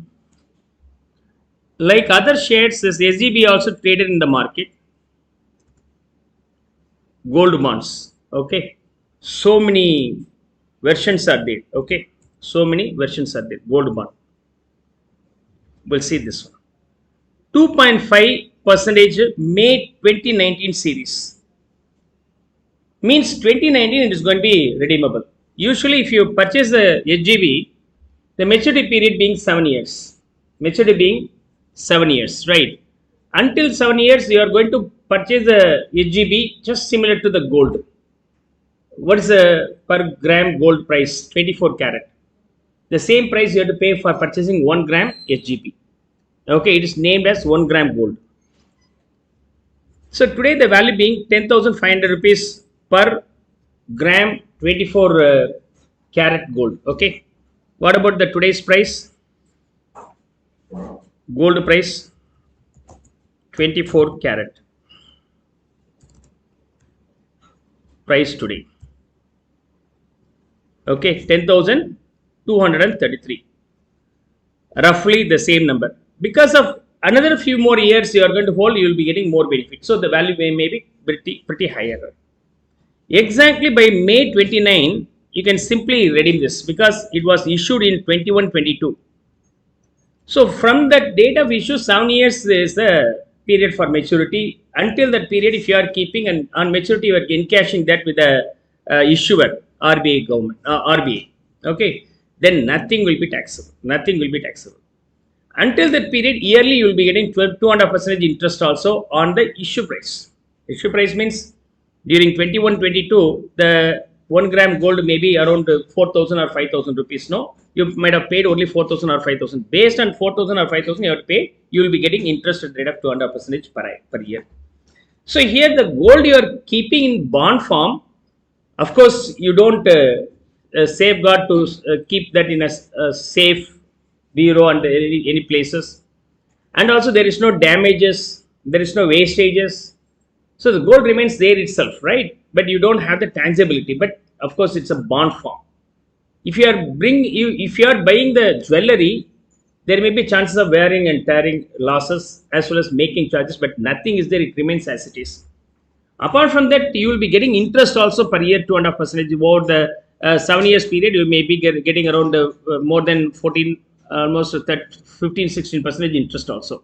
Okay, that will be the gain here. Actually, this one may be issue price of this.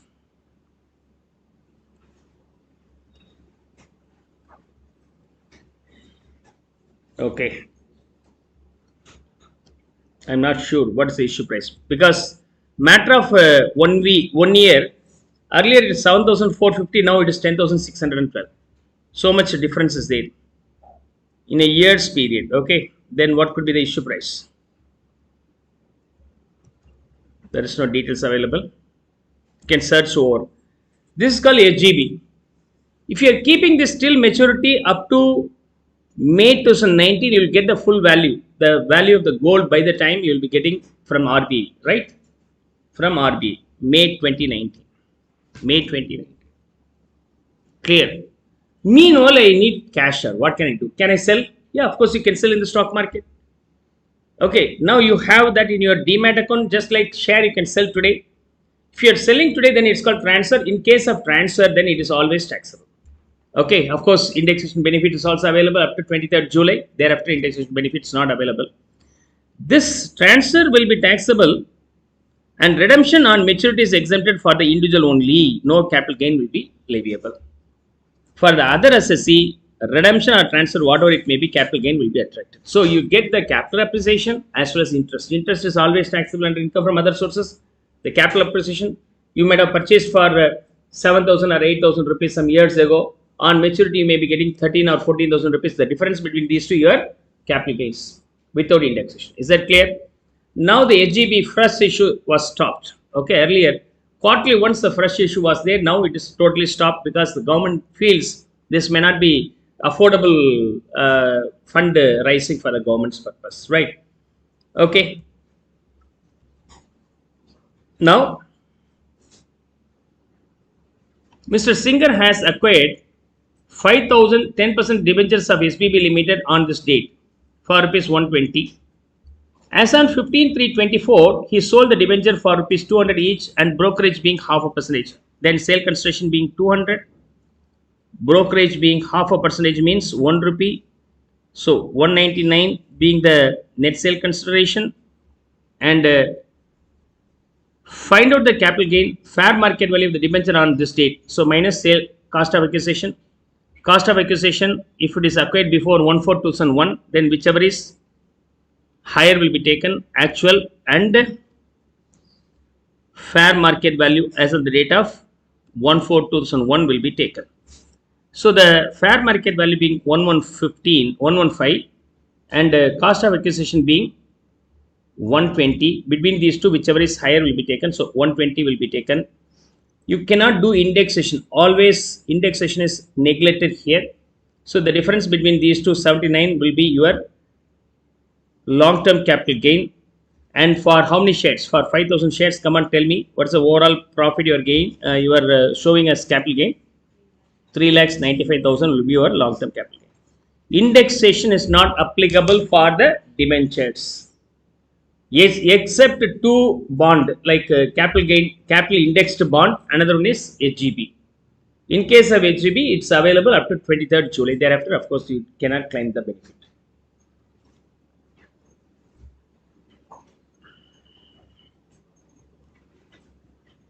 Okay.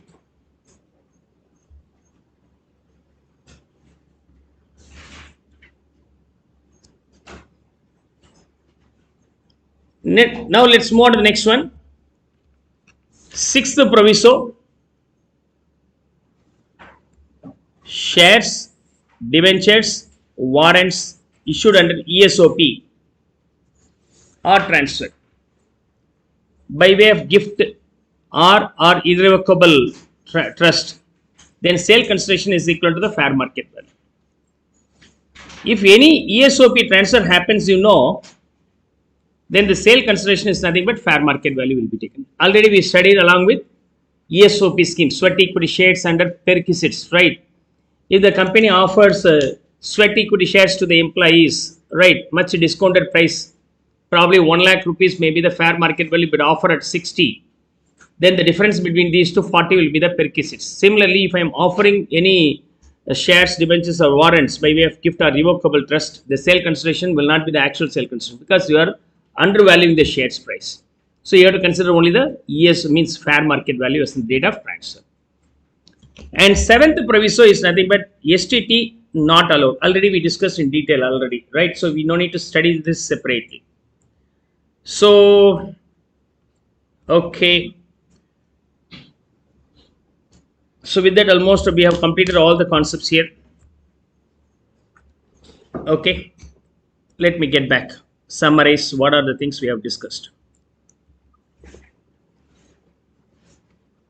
So we have completed leaving 50B, all these sections here. I have to deal 47, 47A and mode of computation also completed.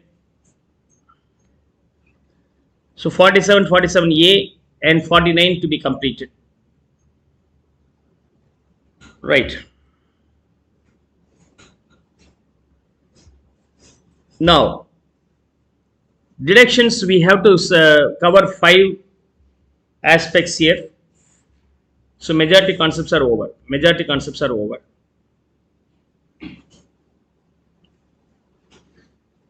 In 55, we have one more aspect called cost of acquisition as well as improvement calculations. I try to finish up that one here. Section 55. Section 55. Section 55 is nothing but calculation of cost of improvement and acquisition. Do I want to consider the improvement cost or acquisition cost or not? So for that, section 55 will be applicable. Under section 48 and 49, for this purpose, this section 55 is very, very important. What about section 48? Section 48 is nothing but computation. Okay, while computing, you need to know the cost of acquisition as well as cost of improvement. How do I get the cost of acquisition improvement? No need to worry about that, sir. There's a guidelines given under section 55. Go and refer that provisions. Right. Now, in case of intangible assets, usually improvement will be nil. Most of the cases like goodwill of the business, right to manufacture, produce or process any article or thing, or right to carry on any business or professions. All these things are intangible assets. Goodwill of the business, right to manufacture, produce or process any article, and right to carry on any business or professions. Any business or professions. Then your cost of acquisition being nil. Cost of acquisition being nil. Sorry. Other capital assets after 1/4/2001. Okay, we have to take the actual one on or before this date will be considered as nil only. Nil only. Is that okay? Other capital assets. Okay. So cost of acquisition is okay. We have taken here. I think this is not cost of acquisition. This is cost of improvement. Make a correction here. Cost of improvement. So any cost of improvement done on or before this date is nil, right? Because of this reason only, cost of improvement done by any owner before 1/4/2001 is not considered, zero. And any improvement carried over after, on or after 1/4/2001 actual will be taken.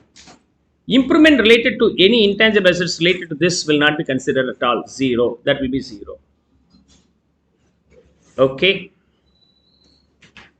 Now, in case of cost of acquisition, okay, in case of cost of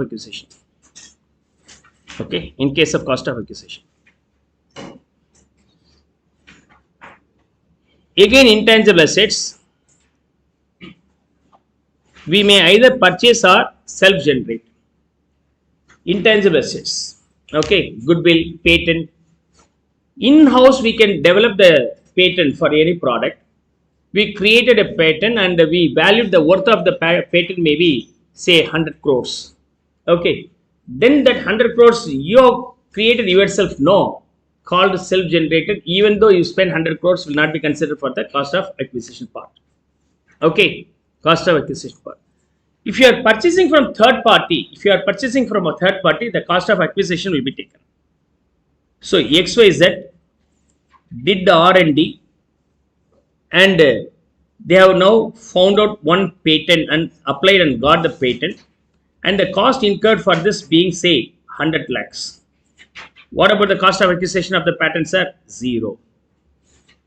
But ABC, you know, they have acquired the patent from XYZ at a cost of rupees 150 lakhs. Now find out the capital gains. Okay, find out the capital gain for XYZ. Sale consideration of patent being 100 lakhs. What is the cost of acquisition for this patent? For XYZ, it is self-generated. Okay, they have not purchased from outside. If it is being self-generated, the cost of acquisition being zero. So 100 lakhs will be the capital gains here. What happens in case of ABC, sir? Sale consideration being 150 lakhs. What about the cost of acquisition? This is not self-generated, it's actually acquired. As it is being actually acquired, the acquisition cost of 100 lakhs will be subtracted here. Balance 50 lakhs will be the capital gains. Hope you will be now able to understand. This will be applicable for the intangible assets. The intangible assets may be trademark, brand name, stage carriage permits, tenancy rights, lieu marks, goodwill of business or profession, and right to manufacture, produce or process any article. Example, patent or copyright. Right to carry on like license. In case of purchase, actual will be taken. In case of self-generated, nil will be the value here. Trademark, brand name, stage carriage permits, tenancy rights, lieu marks, and goodwill of the business or professions. Earlier we have seen only goodwill of the business. Here goodwill of the business or professions will be taken. In case of purchase, then actual will be taken. In case of self-generated, nil will be the value. Right. This is the second part. Now, cost of acquisition includes expenditure incurred for acquiring the assets, and completing the title of the assets also will be cost of acquisition. We have seen an illustration. I purchased the house property, or I got the house property by way of gift and will from my parents. Now, there may be some mortgage loan over that building. If I pay that, that will also be considered as my cost of acquisition, or cost of improvement can be deductible. Some paid for discharge of mortgage debt to clear charge over the property included in cost of acquisition. Even though if I pay any litigation to clear any title, expenditure incurred by the shareholder to get the shares registered in his name, litigation expenses also be included in cost of acquisition. Okay. Now, finally, no capital gain for the following assets. Transfer of trees grown spontaneously. Okay, that will not come under capital gains. Spontaneously grown. Okay, no capital gain. And any self-generated formula, if the cost of acquisition, cost of indexation cannot be reasonably ascertained. Here, in this case, assume that this patent is due to a formula generation. Okay. Now, what is the cost of acquisition and improvement, sir? We cannot determine properly what is the cost of acquisition or improvement for this particular formula. Then, sale consideration being 100 lakhs, cost of acquisition, cost of improvement, not determinable. Not determinable. Not determinable means you cannot consider being zero. So, the final value also not determinable. So, not determinable. So, it's not going to be taxable. Is that clear? Section 55, we have two aspects. One is cost of improvement, another one is cost of acquisition. Third part is all about cost of acquisition of shares. So, we'll continue this later on.